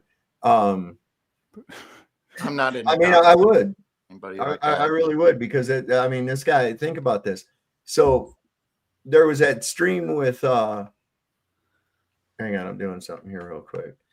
I'm proactively where I come on Flatsoids, and they were talking about this shit and something about Elizabeth or whatever. And 395. Okay. Oh, you're going to the bike? Is that where you're going? Yeah. And I'm like, he says, he's like, look at here's Sav, and he puts this out on Facebook, and I literally didn't say anything. I mean, I was just literally there. I just laughed. It was fun. When I brought it up, he says, I says, I literally didn't say anything. He goes, yeah, well, a real man would have defended her. I says, what the fuck are you talking about? I don't know if she's a slut or not. I don't know anything about the bitch. I can't say. I said, besides that, you know, what the fuck would you know about a real man? Coon. Well, he knows Brenda. Oh God. No shit. Yeah, that word Sorry. ain't something out of anybody, doesn't Oh it? no. Oh no, not It takes a real man to dress up like a woman. not Brenda. Yeah. Oh, yeah, that. Yeah, she's got her shoe and a There's donut. that shoe and a donut. I don't know what the fuck is up with that broad at all, man. No, Yeah, it's that's the Oh, he put the hair on. that's the problem with all this stuff. Oh man, you got the whole thing down. Yeah, dude, atheism is it's important to me. Dang, are you Brenda? Yes, God is just easily provable to be incorrect. Okay. Oh, I hear he drowns babies too. That's what Brenda said one time. Oh yeah, she said. Who does, God or Brenda? Brenda said that God drowns babies. I think Brenda might be projecting there. No. No shit. Did you see where Craig FTFE went and called my county sheriff on me? Don't even start on Craig. I think there's a time in my life when Craig was the one person who I felt like, of all the people in the world, I would like, if I could vote to get one out of here, it would have been him. So yeah. Oh, this is like 2021. Yeah, we did several debates. I would get drunk back when I used to drink and just get so mad. You see, that guy is such a, oh my God, he's the worst. Cool. Look at this. This was great. This was during a debate we had. He didn't know his camera was on. Law. Nowhere in nature or in a controlled environment can we ever produce a volume outside of containment. What's that? Gas been seen or what's that, brother? That was so much picking. Like what? Digging for gold. That was like, digging for excuses, man. He was itching his brain. I've never seen someone go that aggressively. He was going at it hard, wasn't he? That's wild. Yeah, that was yeah. I mean, now wasn't it? That was one of those Jaron debates you did with him. Yeah, you did with me too. We were in the back. Yeah. And honestly, I know that the best way to get rid of all these characters is to stop talking about them. But I just wanted to ask that question earlier. So this is like a high school reunion for me right now. Yeah, like, man, I remember these characters. Whew. Yeah, I'll tell you. The thing is, he's right too. And I've said that. I said they need us. Yeah. Without us, they don't have anything. They've actually gone to the lengths of making fake flat earthers. Yeah. Yeah. Yeah, I know who you're talking about. I used to be a flat earther, but then I learned about the globe. Oh, shut up. People you never heard of, never saw on a show. You can't unsee shit. That's just self-delusion right there. And if you easily go back that easily to thinking that you live on a ball, then you weren't really a flat earther anyways. You were just in a club. Anybody around would have never shown up on his show ever. Wouldn't have happened. Everybody would have been like, "Nah, we're not going on the fraud show." Yeah. I couldn't look at his smirking face for 10 seconds. I'd be like, off. Yep. The way Austin automatically attacked Keith as soon as he got off the plane, dude. He went on Discord and called him out. Remember? Oh yeah. Thing. Oh my God. And back in there, I couldn't take it. It was just that recovery's not going well either. No. It's still stalled out, if not going downward. Yeah, I think going downward. I mean, I don't relish in that, you know. I mean, but can't say I didn't warn them, man. Can't say I didn't warn them because I knew there was going to be some kind of fucking bullshit shenanigans, even if they went into it with their full intention of, you know, seeing what's going on. Something happened once they were there, and I knew it would. Something happened once they were there. Well, I added another $1,000 to my GoFundMe sub. Hey, all right. Not, no, I mean 100. Sorry, added $100. I don't know where I got 1,000 from, but I put more of my own money in the Yeah, kitty. don't get the numbers wrong, right? Roger. They'll come after you. Cubby, thank you for your $1,000 donation. We just Yeah. wanted That roof is no problem. It's in IOUs actually. We got a truckload of potato sacks is on the just as way to good your as money. house. We got a truckload of potato sacks on the way to your house, so we can line keep you warm. Yeah, I just had an extra $100 laying after I got paid, and I'm like, well, I could add it to the kitty, so I put it. There in you the go. savings account. His punishment is living. David Crash says Craig's a goober. His punishment is living. He's barely doing that. Is that what you call it, man? I'm I'm doing it all wrong. Yeah. Oh my God! I saw this picture of Christy Nome. Okay? Oh, yeah. Listen, she's a rough-looking bitch in real up close. Yeah, I know. She's a rough-looking bitch up close. Look at this. This is terrible. Is she as bad as the First Lady of France? The first man of France. Oh yeah. Oh God. Well, she'll show you. What the hell? Look at these painted-on freaking eyebrows, man. Big long ass fake lashes and shit. She Is that looks like good. a She man looks good face? at a distance with filters, but yeah, that thing been rode hard and put away wet. I can tell you that. She's Baphomet's plowed that thing a few times. You know what I'm saying? Wow, that's a lot of. That's a nose job, cheek job. Looked like she was melting. Yeah. Looked like her face was melting or something. Might have been. She's a fembot. man. Don't call somebody put a question. You said the thing said a face full of hate, and I said that bitch probably uses a fucking spackling trowel to put on makeup. You know? Yeah. Jesus. That's a terrible thing. Yeah, I remember that once when I was in Houston, I delivered some furniture to one of my customers. When she dropped it off, she had all her makeup on and she was beautiful, hot looking. But then when I delivered it, she didn't have her makeup on. Oh my God. Makeup is actually a minor form of witchcraft. Mm-hmm. That's how it was described as the fallen angels, as the watchers had given it to the women, taught them the ways to deceive men. And that's one of the ways of doing that, was to changing their appearance with makeup and colors and hues and things like that. Then It can be very deceptive. Yeah, it can make people look like cupcakes sometimes. Have you ever seen that? Have you ever seen how they do? Like there's these bitches on Facebook. Like I know them in real life, right? And you see their profile picture, and you're like, oh, well, that's pretty cute, you know. But it's so many filters, and you know them in real life. They're like, no, you don't look nothing. Dude, they can take off like 120 pounds with that shit. Like it's insane. It's not like a little bit of weight. They can be like. I gave up on that a long time ago. Well, all the heavy people need to realize is that they have too low levels of reptile venom in their system. Gila monster. Gila monster venom. That's what they need. They need that's Ozempic. That's what that fucking shit is. It's Gila monster venom. Gila monster? Yeah, you ever saw? They're the only venomous lizard. Okay.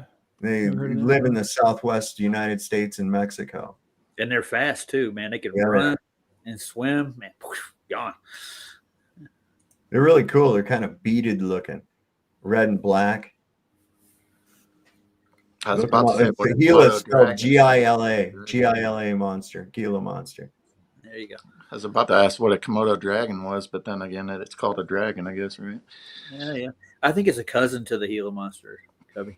I've heard that. Might be, but you ever watch one hunt? What, a Gila monster or a Komodo dragon? Komodo dragon. They actually poison their prey and they follow it. Yeah, until it dies. That's the way to go out, ain't it? Yeah, that's what they get. over. Like they tell you the truth in movies. Yeah, definitely. Dude, there's this one movie that came out. I don't ever see movies. It's like the one I've seen in the last year. And the one before that was the Civil War movie. But it was the weirdest thing ever. It was like white men getting just totally humiliation ritualed by it was called One Battle After Another. Have y'all heard of this? I mean, I'm sure y'all I haven't don't. heard that one. It was, I couldn't even watch it, dude. It just it was like brutal. Like oh man, I can't even think about it. Hey, when did that come out? Like a month ago. Really? What is it called? One Battle After Another. Wow. I mean, there was like anal sort of rape, like reverse rape. It was just, oh, dude, I can't even. And I was there with my mom, dude. I was like, and she was like, "That was a great movie. I really liked the part where Mexico was like, really getting it on the white man." I'm like, all right, Mom. I don't know. Oh, she'll love Machete. Have you seen that? Good movie. It is. That's a great movie, man. I think they hired like every Mexican actor that they could find in Hollywood. And what about that movie Stranger Things? That's a show. Yeah. Come on, Rocky. Come on, That's Rocky. a great That's show, a TV actually. show. Yeah, I wanted to watch Badass. That reminded me of it because same actor, You ever watch that one? No. Badass? Is that the sequel to Badass or Jackass? Kick-Ass? Kick-Ass, Badass, Jackass? Sorry. Kiss No, Ass? No, the Kiss Ass, no. No, it is what? It is Badass or is it Kick-Ass? Which one is it? I don't know. Depends on what you're talking about. It's the same actor that played in Machete. Let's see, what's the guy's name? The Mexican actor. The guy that was in Machete? Danny Trejo? Danny Trejo, yeah. Danny Trejo's in Badass. He's like a vagrant almost, but he becomes a hero by the end of the movie. Yeah.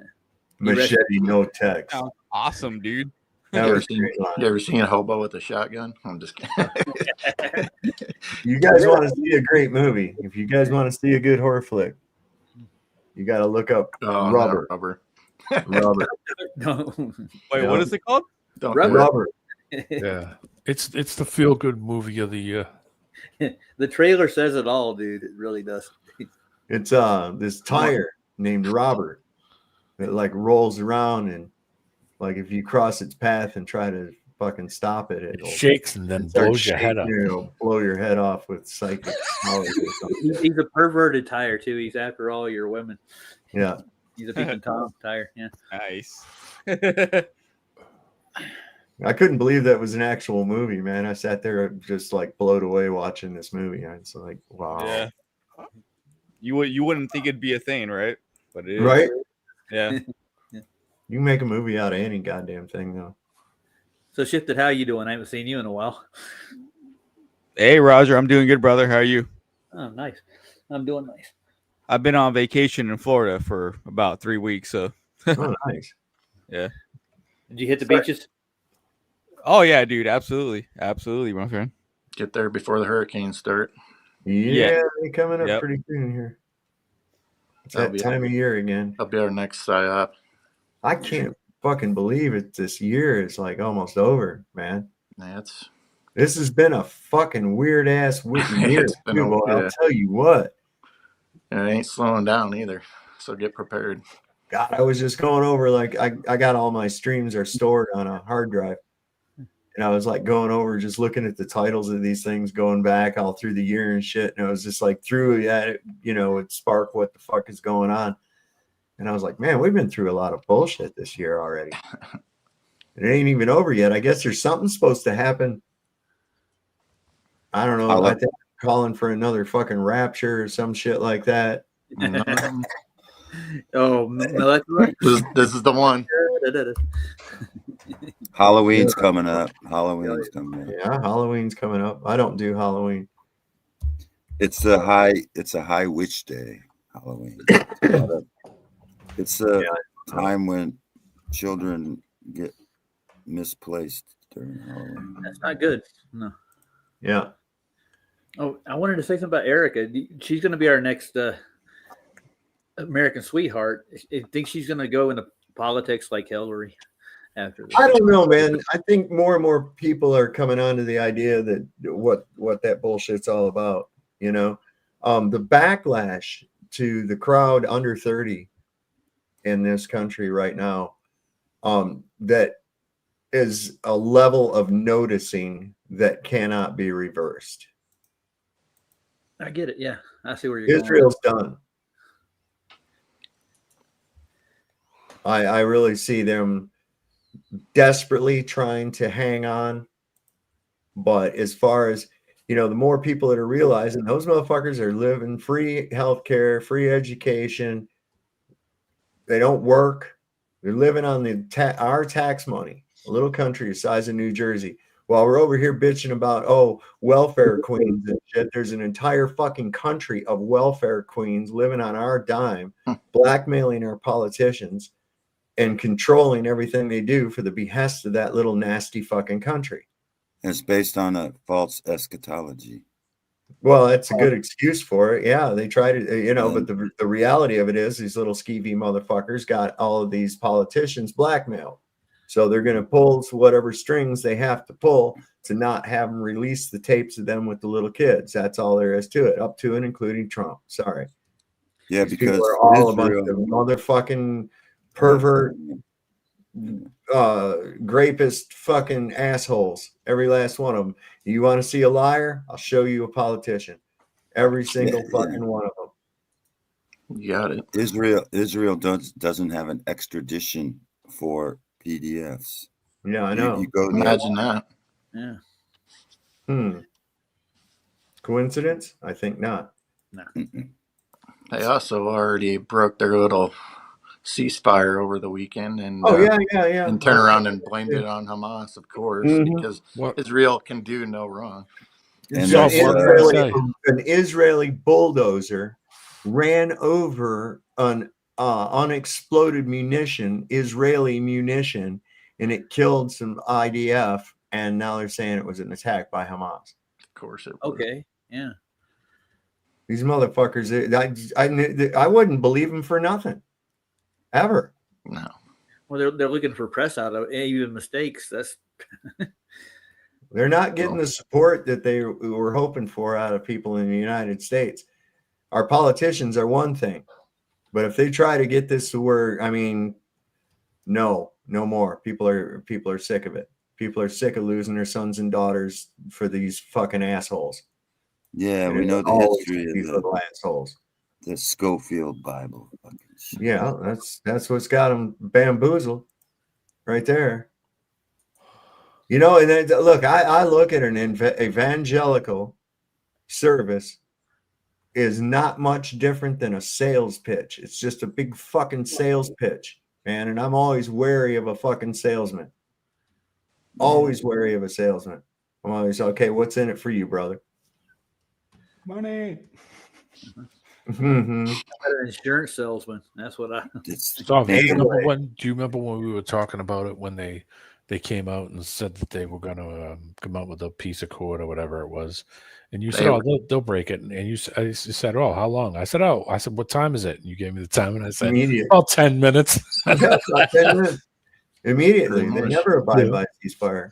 Never. They break every single one that's ever been made, ever, with anybody that's been enabled them. Here, Charlie Brown, kick the football. I won't pull it away, right? What kind of peace agreement was it anyway? You had U.S. Donald Trump. You had Netanyahu, Israel. Where was any representatives for the other side of this peace agreement that went on? It was just, you're going to do what we say, or we're going to just continue what we're doing. Yep. That's all there was to it. And that's all there ever is to it. It's like, they just make it, it's like, because Trump or whoever says so, then it's just so, we got to believe it. Trust me, bro, all that business. Too much trust me, bro, from untrustworthy fucks. Yeah. And the same with the freaking cartel shit, or the cartel boats down, in Venezuela. They just bomb boats and it's like, trust us. They were bad guys with drugs. It's like, okay. They got a sub. They got a sub during the week, a submersible. Like a Venezuelan sub, or like a semi submersible, meaning I didn't like even know that they had them. It sits really low in the water. Years, dude. They've been making thousands of them. That's how they get the Listen, they can't do that shit without due process. That's just fucking nonsense. Yeah. If anything, if you actually had the jurisdiction, which you don't, you could pull over the vessel, block the vessel and board the vessel and see if there are indeed narcotics aboard or whatnot, and then let them on your way. You don't just go, hey, that looks like it might be a drug boat. Shoot it. Boom. Yep.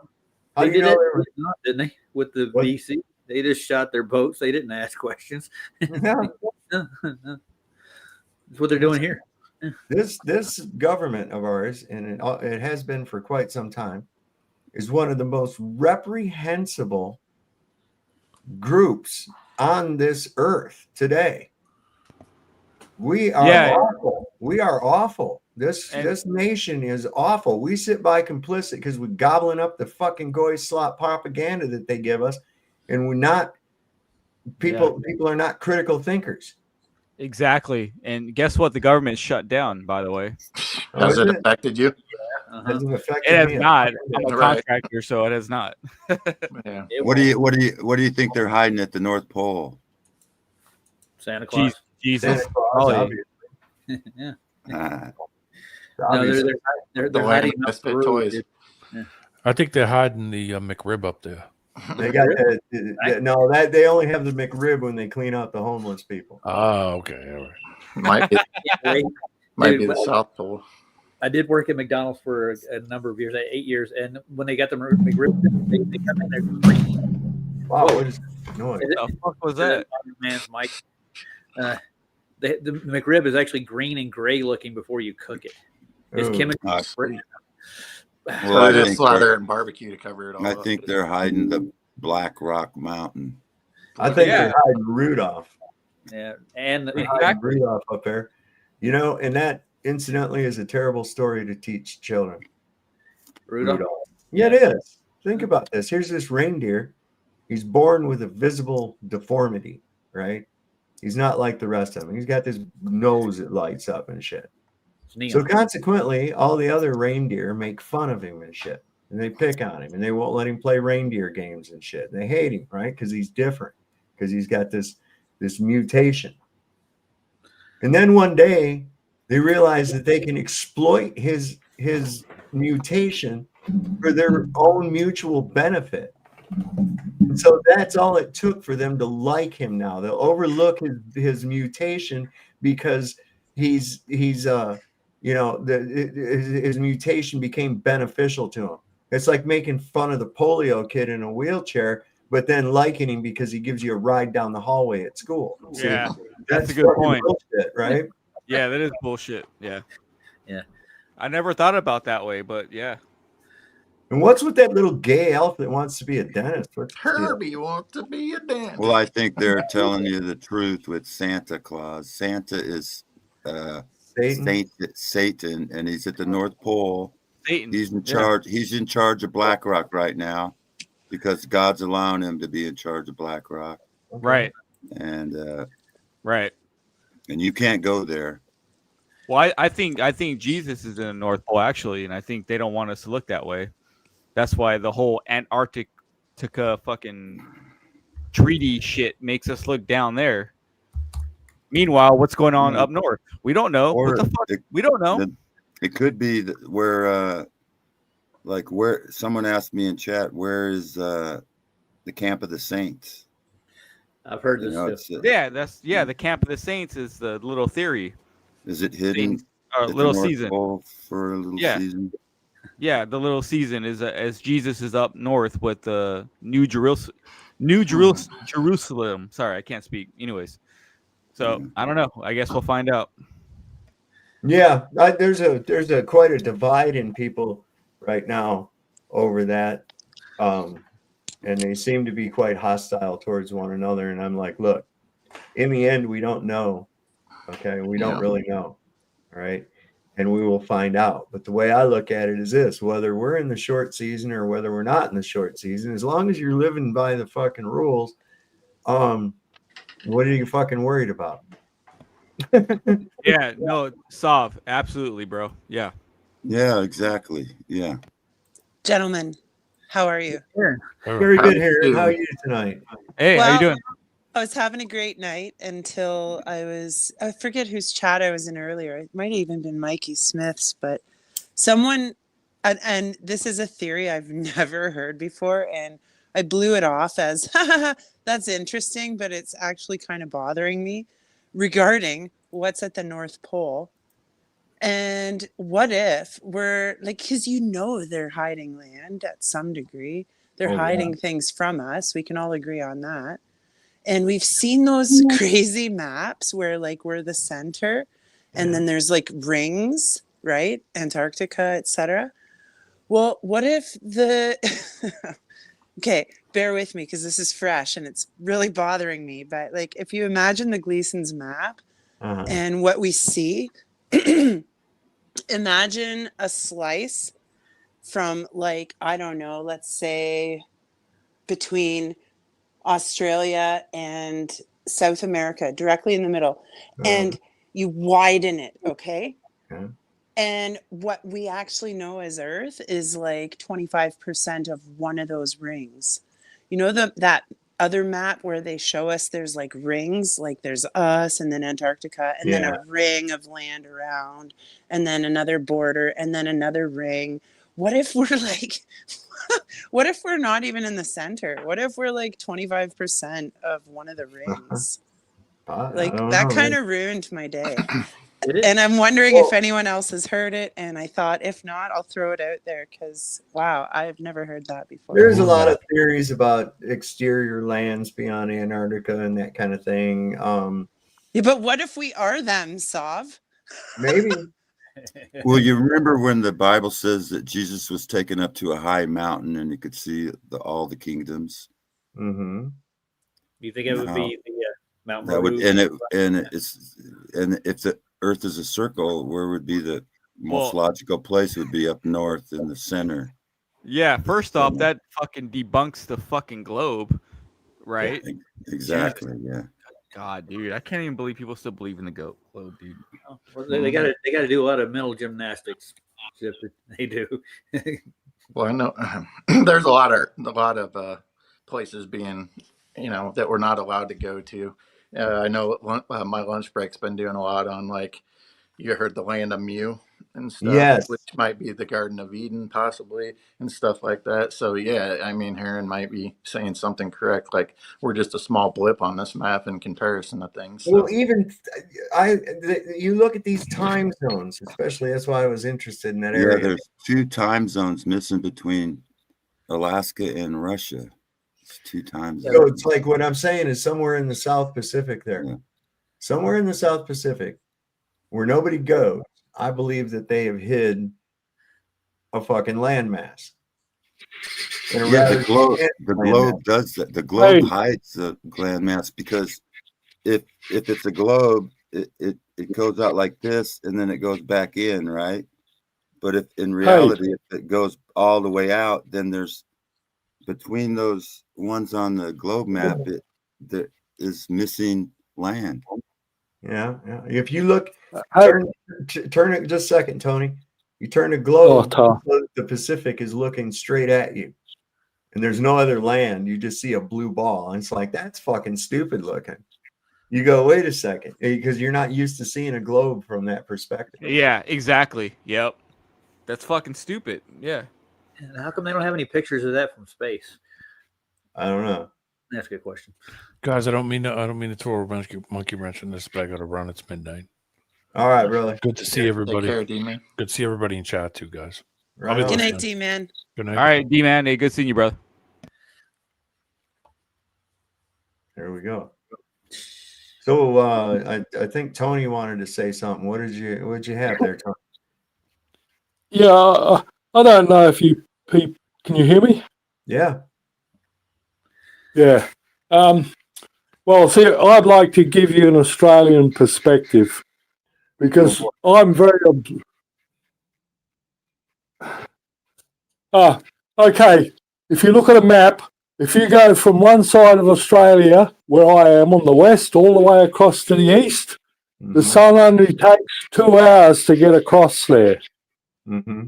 You take the same measurement where you live from one side of America to the other, 4,000 miles the same. How many hours of daylight time do you have across that? Jesus Christ, what happened there? Yeah, your mic was coming in really high. Tony, you don't have to yell. I'll sit further back. Yeah, just sit a little ways away from it. Is that better? Yeah. Yeah, much better. Well, I do tend to raise my voice. I've lived alone for so many years. Yeah. And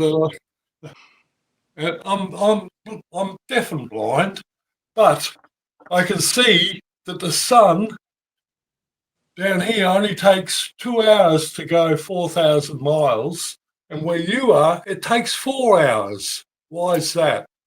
I don't know. Come on, think about it. Well, I'm thinking about a radius difference between the distance it You gonna travels. let us in on it or what? Well, he will. Don't worry. Hey, if you get a very significant artifact in history has always been discovered, and in enormous different sizes and everything else, a bell, okay, a standard bell, right? And you hang it up. The North Pole is at the top, but it gets wider as it gets lower. It's a bell. Oh, okay. Can you apprehend? What's your theory, brother? What are you saying? The Earth is a bell. The Earth is a. I don't think that's what he's. Is that what you're saying, brother? That's what he's saying. They've been building bells since the beginning of time at certain frequencies because it resonates with the Earth. Mm-hmm. Huh. So Earth is a bell then. I can give you plenty of information that goes towards it being true. If you go from the equator, you go north a certain distance to, say, America, and you measure from east to west, and that's 4,000 miles, and you go the same distance below the equator, and you come to Australia, and from one end to the other, it's 4,000 miles. That's equal to the radius of the Earth. Well, I you're talking think about what I think NASA it's says, much though? bigger than that. I think it's much bigger than that. Yeah, me too. I I think think it's it's like much The bell is 70,000 hanging. miles in diameter. Hey, Are you talking the NASA bell- numbers? He's talking about the the radius. the bell is hanging by the top, and it's hanging onto a pole, a north pole. The bell's the dome. So what rings the bell? Well, it's an eye that rings the bell, dude. Now, And, okay, the sun, it hangs in the middle of the dome bell, and it spins around. When it's out further, it spins faster. When it gets to the inner, it spins. Yeah. The sun, same- the same. sun, It's a- as the sun gets closer to me, as the sun gets closer to me around Christmas time, it rises in the southeast and it sinks in the southwest. And it does exactly the same if you're on the tip of America or on the tip of Africa. Come on, it doesn't equate. No, you're right. It doesn't. But I don't know about a bell shape, brother. That Probably because it's bigger than we're told. No, it's definitely bigger at the bottom than it is at the top. Of course It's it is. plain to see. Whatever. That doesn't mean it's shaped like a bell. Imagine a bell-shaped dome. Yeah, that'd be nice. Yeah. Yeah. Well, I like domes. I think that there probably is a firmament, a vaulted heaven that's been recorded since the dawn of creation. But yeah, that bell, that's an interesting concept. I think of it more like this: if the containment for lack of knowing for sure, Yeah. that I would say, no, not like what you're showing right there at all. Not like what Rocky is showing right there at all. More like a blister. It's not very big compared to the size of the Earth. It's not very big at all. It's just a blister, like a blister over the. yeah, over the it's a bubble, or yeah, a blister. I forgot- That's a good way to put it. Well, this is I my forgot to bell. mention. This is my bell-shaped dome. It's a Yeah. bell. Oh. A bell. Yeah, there you are, Rocky. But- You got a beard. Yeah, nice. I like those. But we live on the inside of the bell. Yeah. Yeah. Maybe that's why my ears ring sometimes. Dinner time yet?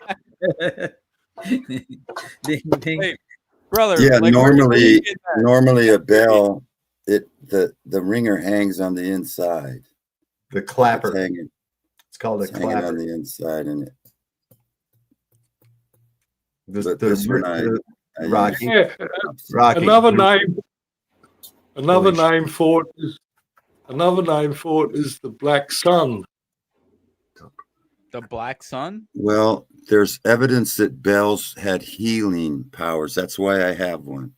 Those So frequencies frequency does have healing power. You Absolutely. crank that thing up, spin it, man. Anyway, I'm gonna kind of reel this back to what we were talking about before. Good idea.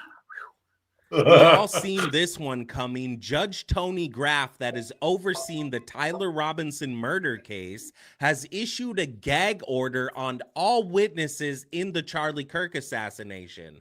Well, Candace Owens comes out yesterday and says she plans to violate that order on the world's behalf. Am I violating that order right now by showing this shit? I wonder. I guess I'll find out. Yeah. They come here. Did you want Craig McNeil's head chopped off? What? Yeah, He then goes on to say that what she's found out in the past week alone is enough to burn the entire house down, and that Charlie Kirk was betrayed by everyone. Well, let it burn, sister. The question is, when Candace Owens says everyone, is it everyone? Because as far as I'm concerned, everybody on the table is a suspect right now. If we go back to pre-Charlie Kirk assassination, not only were Charlie Kirk's Jewish donors displeased with Charlie, but Charlie was displeased with TPUSA staff and where finances were disappearing to. Because if you remember, 10 days before his assassination, Charlie Kirk sent out a broad email to all TPUSA staff that he was having a Doge-style audit. But whoever was stealing from Charlie, that was the least of his worries, because Charlie made the decision to pick up that stick and knock that hornet's nest down. What hornet's nest, you might ask? The MIC and the intelligence agencies that were running a blackmail operation using children to gain influence over powerful people and American politicians. It's nothing new that if you're in the intel agencies, you want to try and get as much blackmail on powerful people as possible.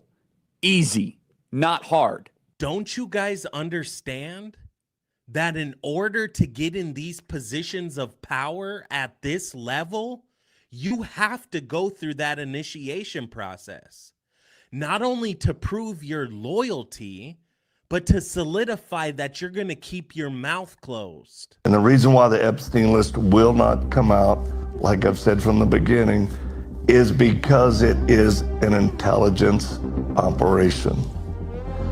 The best form of currency right now for control and power in our world is videos or pictures of children being abused by certain adults. When you have those as leverage, you can control a person to make decisions that will shape nations.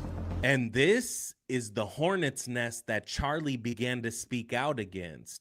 So when you see judges and prosecutors and even FBI agents being removed from their positions before a big case like the Charlie Kirk assassination, it's because the individuals they're putting in those positions, they have power over. Yep. That's what they did with this too. They replaced this judge, coroner, everybody. They knew everything about the fucking doctors at that hospital that they went to. They went to that hospital, bypassed one that was closer. The fuck is going on, right? Yeah. We all seen. It's an inside job. It's really what that was. They know the insides and outs before they got started.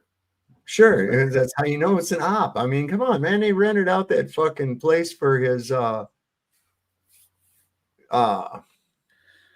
bullshit. His memorial or whatever, that thing with the fireworks and the monster trucks and everything. The rally. Yeah, basically, it was a rally, and they did that. They had that back like May, I think, or March or something like that. I forget if it was March or May. They've had it right since then. Come on, man. Yeah, exactly. Sob. Sold his house in January. No record of him buying another house. Jeez. Sound like somebody who is planning on disappearing to me. Yeah. It sounds exactly. It's exactly what it sounds like. Yeah. Yep. Jeez. It's so easy, once you can see through this shit, And there again, now the big thing is that this Tyler's furry boyfriend, who was a furry or whatever. What's a furry? He's missing. He is? Yeah. Nobody knows where he's at. And you know what? I was sitting there going, that motherfucker ain't missing. He never existed. The guy never even existed. That's funny. Because they don't need him no more. And see, once everybody figured out about that stupid text message string that they had, that was ridiculous, Oh, my love, I cannot believe that I have done such a thing, but I did. And remember when I was engraving the bullets and shit? And it's like, shut the fuck up. Nobody tells. I got to keep this a secret to the end of my days, But you're freely here text messaging me with it, knowing that the NSA has a record of everything that you fucking ever text. Smart. Come on. And this kid apparently does have a high IQ. That's what they say. Anyway, such bullshit. If you put food out in the sun, it gets dehydrated. If I put food out in the full moonlight, it gets putrefied. It putrefies really fast. So it rots. It's exactly opposite. And then you can also, at nighttime, when the moon is full, you can pull out a thermometer and put it out in the light of the moon, right? And let's say, as an example, the thermometer reads 70 degrees in the full moonlight. If I put it in the shade of the moonlight, it actually gets warmer. And I pull it out, it gets colder again. So the moon's light is cold. It's not hot, so it's not reflecting the sun. It has nothing to do with the sun. That's what I mean by it's own light. And that's a simple scientific experiment. Anybody can do it. Thermometer. I don't know if you've ever done it, but I've lived in the northern climates before, and a lot of times if I park my car under a tree, I'll come out to my windshield, to my car in the morning, and half of my windshield will be frozen and the other half won't be. It's happened many, many times, and I never really thought about it until a few years ago, and I put it all together. I'm like, wow. The reason it frosted over is because the full moon light hit that part of the windshield, and this part was underneath the tree in the shade. So we're rotating around the Earth, the sun. Exactly. I'm proposing to you that the sun and the moon are moving around us, just like it looks like. They are the same size, not 400 miles further, bigger, and 400 times further apart. It's very much the same. The sun, and as astrologically speaking, I think the moon has just as much of an impact as the sun on us. One is our conscious side, one's our unconscious side.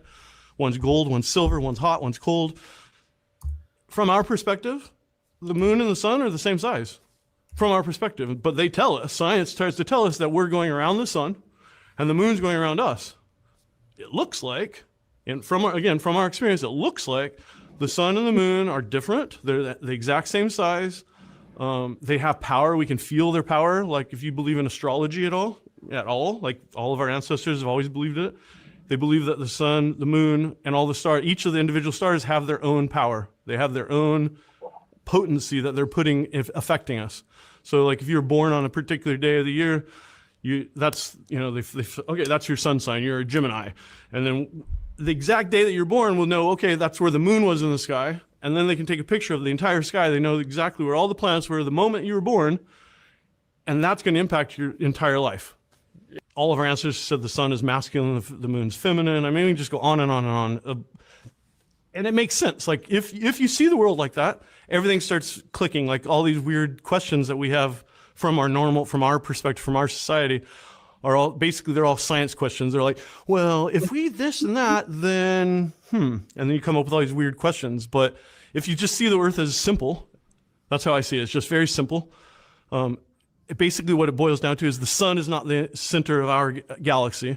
We are. The sun, the moon, all the planets are revolving around us. And not just us as a whole, but I like to tell people, like, your mom and dad told you the world doesn't revolve around you. And I like to tell them, yeah, it does, actually. It totally revolves around you. Whatever you think and believe is the world that you're going to have. Your thoughts, your perspective, the things you expect happen. You know, we live in a magical universe. It's pretty cool. I like the way that guy explains that shit, man. If you put food out, that was one of the better ones, I think. You know, the moonlight that's cold, the moonlight, yeah, it emits cold, he's saying. I've heard that. I want to test it myself. Yeah, I think you can. I think it's pretty easy, man, because I've seen shadows on a full moon night, right? Like you could tell where the shade of the moon is. I've felt that before. Like you just have to hide your face and you know where the shade is, right? If you're standing there and you look at the moon and you no longer can see it, then it can't see you, you know.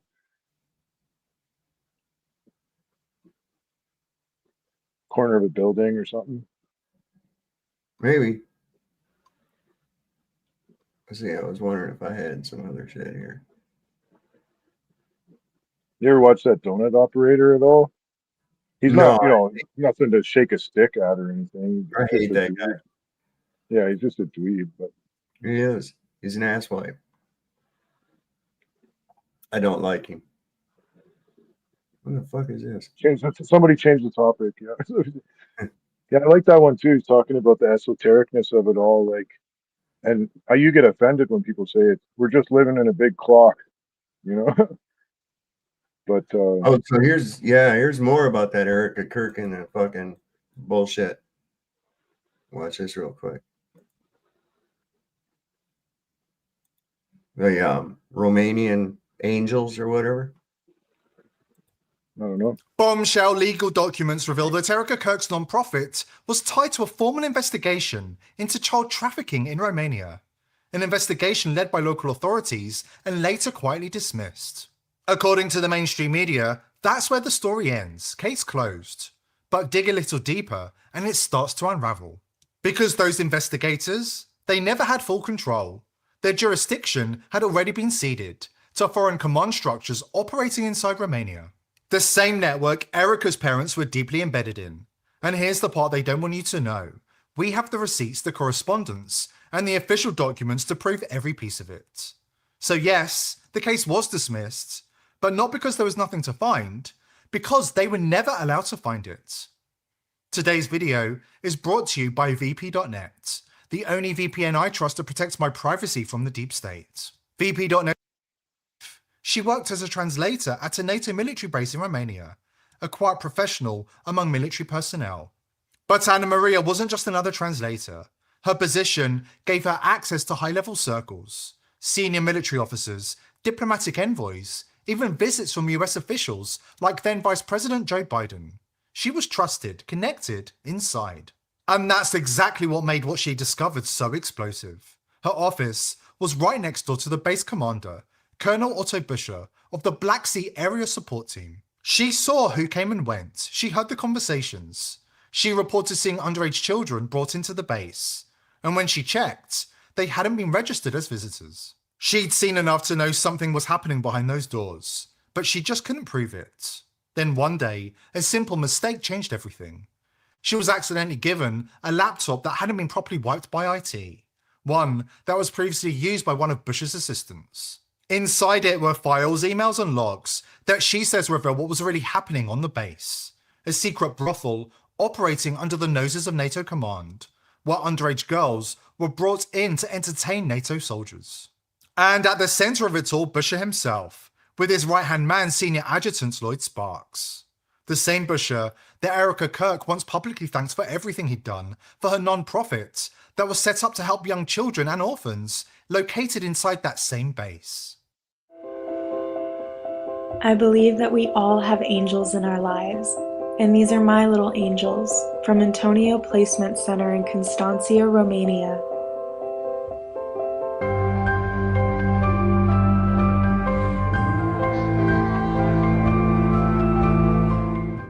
When Anna Maria tried to speak out, the threats came immediately. One soldier warned her on tape that he'd run over her with his car if she talked, but she didn't stop. She went straight to the prosecutor's office and filed a criminal complaint. An investigation began, but it didn't last long. Because under the 2001 agreement between Romania and the United States, local authorities have no jurisdiction to investigate American soldiers. Their hands were tied before the case even started. The file was quietly closed and the story was buried.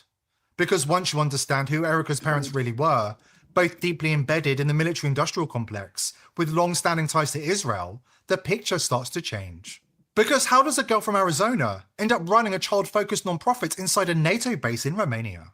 And when you connect those dots, it becomes clear why a child trafficking case linked to her was never going to be investigated. But Anna Maria didn't back down. She filed again, this time with DICOT, Romania's organised crime agency, and demanded that the Cogunuciano file be connected to the infamous Caracal de Veselu case, where 2 teenage girls were abducted and allegedly killed. She claimed the same trafficking networks were operating in both, and she says she can prove it, with documents, recordings, and that very laptop full of evidence.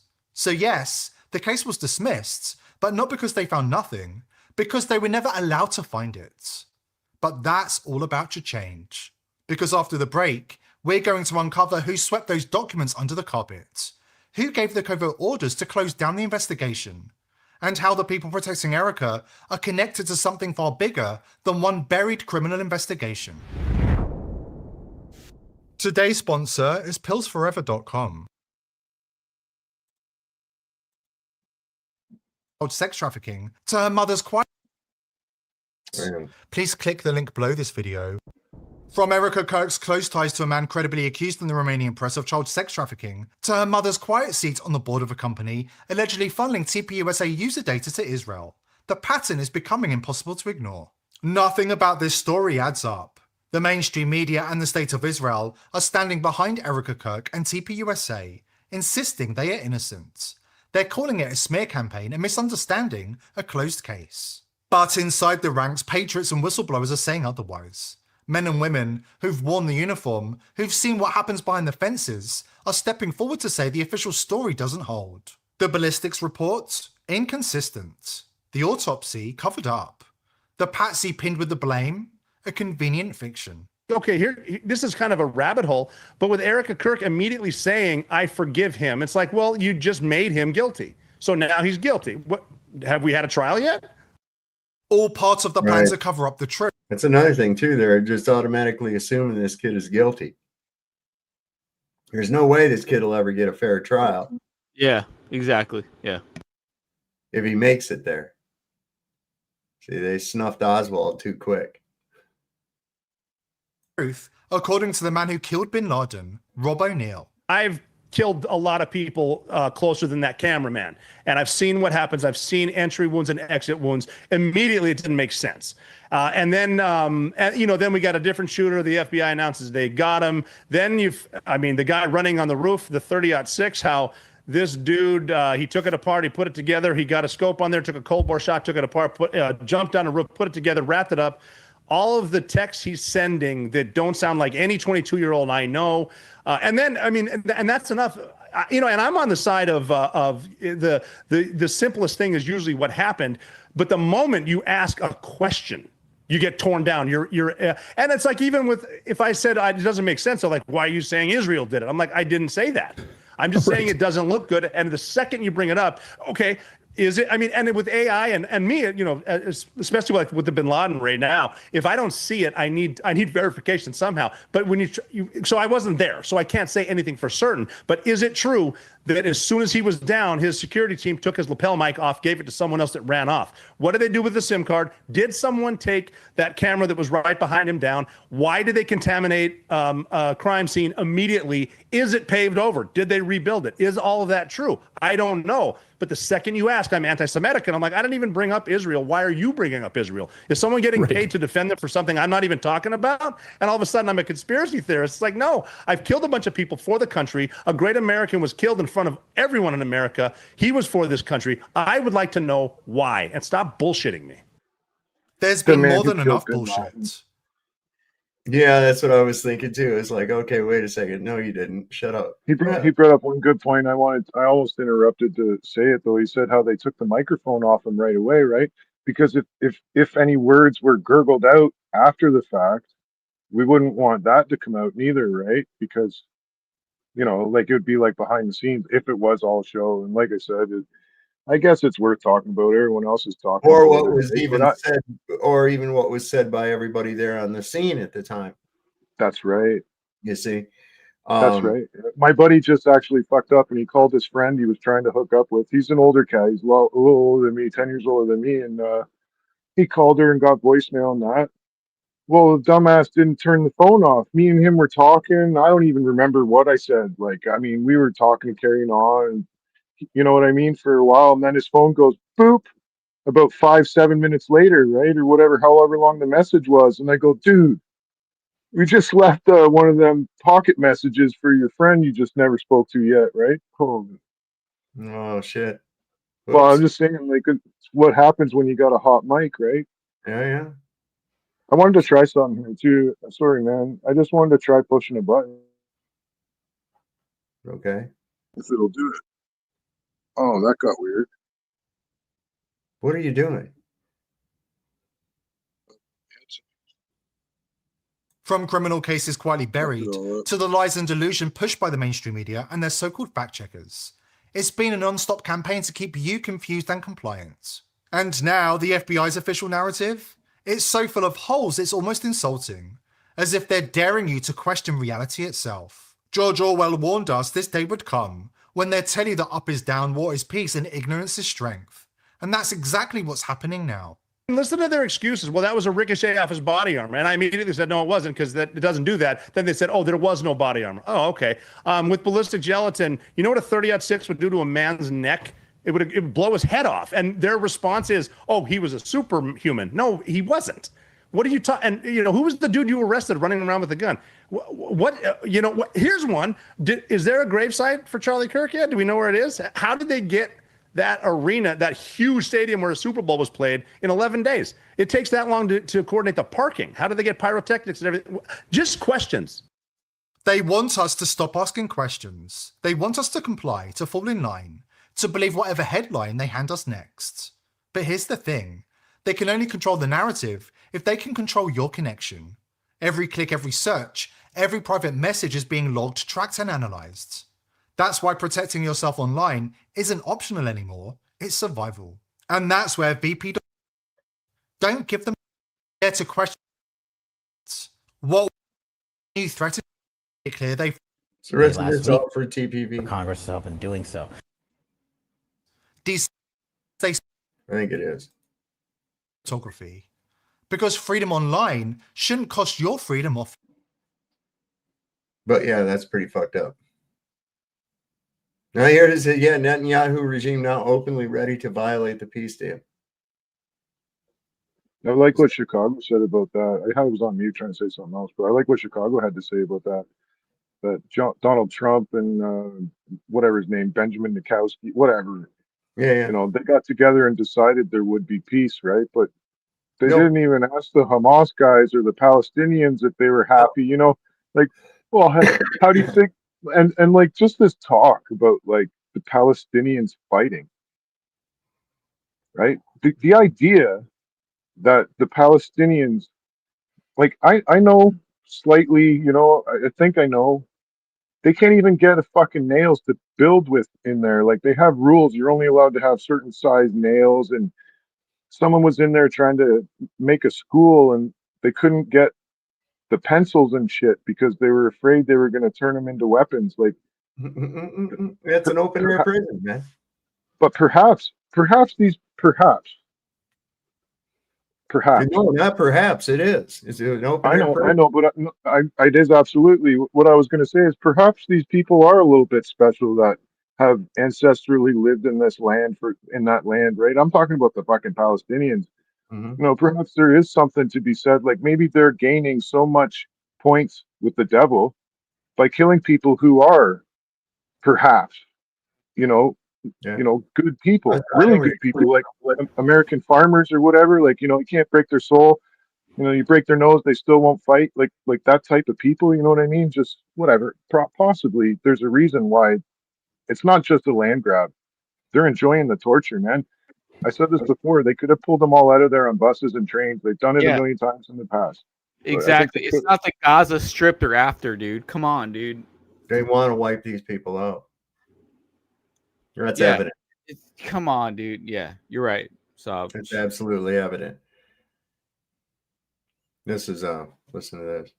אין שום דבר שעובדה מוגמרת, ולהפך. אנחנו כרגע Oh shit, I thought it was going to be translated. Fuck. My bad.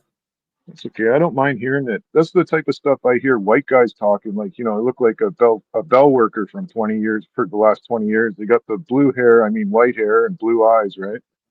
And speaking Hebrew, and it's like, what the fuck? Like, it's like a white guy from South America, with green eyes. a white guy from South America. Is that a thing? Oh, you got Yeah, no, I'm not a racist. I'm not a racist. No. Yeah, it is. It is a thing. I knew a guy that was from Uruguay. His name was Pablo, and he was as white as you or me, but he spoke Spanish.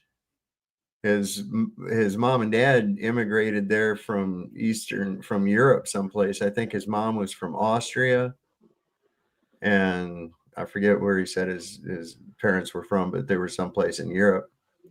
And his grandparents. There was a lot of Germans living in South America, especially during the war. Well, you know what I was thinking recently too is I'm gonna start learning Spanish, man. Not because of Mexico, right? Like I think I could. I think if you take the effort to learn the language and you're super respectful, it won't take long. Like, you know what I mean? You can't do certain things in there, and same like here. I can't just go, on a certain street in Chicago and start selling weed, especially if someone else is already selling weed there, right? That's how people get fucked up. And then, of course they get ripped off and shit, right? And they make it out like it's a big deal. Well, you shouldn't have been trying to buy drugs at the hotel. What do you think was going to happen? Like, you know what I mean? Like, fuck. But I was going to say, where are you you get into from, South brother? America with the language, you can get into South America. There's a lot of Latino speaking places where Spanish, it's obviously different depending on where you're at, but you can get by. Outside of Mandarin Chinese, Spanish is one of the most widely spoken languages in the world. Yeah. Variations thereof. Once you learn one, you can kind of understand other ones as well. Like you learn Spanish, you can pretty much pick up Italian. My Russian buddy used to say Ukraine and Russian was like that. You could understand each other, but it'd take you a while. Like, you know what I mean? Like he was trying to explain it. Like Canadian and American, right? Yeah. Or Montreal and Ontario, yeah. Well, they speak French in Quebec, so yeah. Or Newfoundland. You ever heard the Newfies? You should look up how Newfies talk on YouTube. Nah, it's all right. I was going to show you.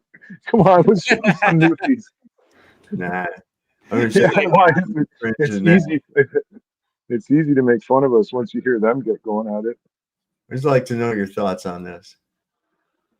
This is Bishop Katrina Foster, Lutheran Bishop of New York, and I'm here today with my new assistants to the bishop, Pastor Nicole Schwabe, Pastor Patty Avila. Now, God gave you 2 ears and 1 mouth, so I want you to open your ears, close your mouth, and listen as they tell you what they are here to do.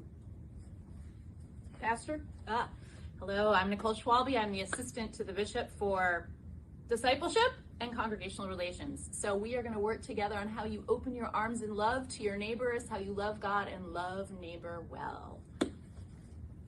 So, hello, I'm Patty Avila, and I love Jesus and you love Jesus, but we have to tell the world about Jesus' love and grace, and I'll be assistant the bishop on evangelism. So you heard the good news. So I want you to like this video. I want you to share this video. I want you to practice your faith, and I want you to tell everybody that Jesus loves them, and we do too.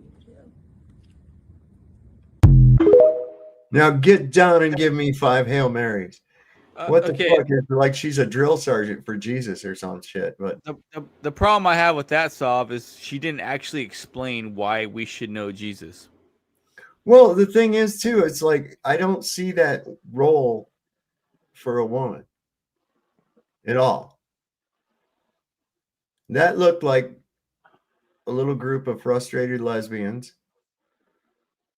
that I don't know, man. Well, what's with the little drill sergeant and the pointing and all that dumb shit? What are they trying to see? This is what I say. Religion ain't got shit to do with God. Exactly. It don't. Yeah, 100%. Absolutely, man. Absolutely. It's one of the biggest fucking scams. Man, you know how to live right. You know what's right. You know what's wrong. You know this bullshit man. about. But we take that for granted. So that fucking You don't need a special building to show devotion to God at all. All you have to do is be good, help each other. Somebody needs help, offer it. You know, that's the thing. Don't be proud. Don't be haughty. Right. I think a lot of it comes with the gossip too. 100%. Shit, but you know, people enjoy it, right? Like they get the gossip in small town shit, and then fucking Yeah. you don't even mean to be doing it, but all of a sudden now you've started a rumor, and through the telephone That's game. why I say the devil's sneaky. Devil's sneaky. That's why you have to always be conscious of your thoughts and where your thoughts go astray. You can the devil's in you. The devil's in you. A little bit of him in you. He's always trying to get you fucking with your thoughts. It's like the little, the angel and the little devil on the shoulder talking to you type thing. But inherently when something's wrong. And as soon as you start to hear that wrong talk in your head, that's when you ask for forgiveness and to not being thinking that way. Yeah, the devil's that fucking jabroni that's on your shoulder trying to tell you to do the wrong thing. Right. For the I think you instant might be onto something there that I think, I guess then most people that are fucking up are doing it on purpose, right? You know, they know better. Right. Whoever they are. Right. And they rely in the consensus of the way people think these days. It's only wrong if you get caught. See, and that's not it. To thine own self be true. Yeah, or they're so far gone they just have no connection to God whatsoever, and they don't care either way. So they don't think there's any cards on the table. Well, so, see that they're wrong. You can always come back. Well, they don't. Well, hopefully some of these guys don't, man. And like I don't say that with any hatred or malice, man. But, like I've seen it, man. There's some dark fucking people out there. Man. Yes, there are. Yes, no, man. I agree with you, brother. Mm-hmm. There's a certain level where it's just like, yeah, no. Yes, and they've succumbed to evil, whether it be by volition or whether it be by accident. Who knows? But the bottom line is that they've succumbed to evil. They've succumbed to an evil spirit to produce an evil works. And the word of the Lord for me is redemption. You know, that's why you have to always be on guard. Always be on guard. Is my action going to create a victim? See, and that's where you got to be careful. There again, a good instance where you have to put emotion aside and use logic, right? So what happens? Somebody pisses you off real bad and you just flip shit and smack them across the mouth, right? That's because you reacted out of emotion and not out of logic.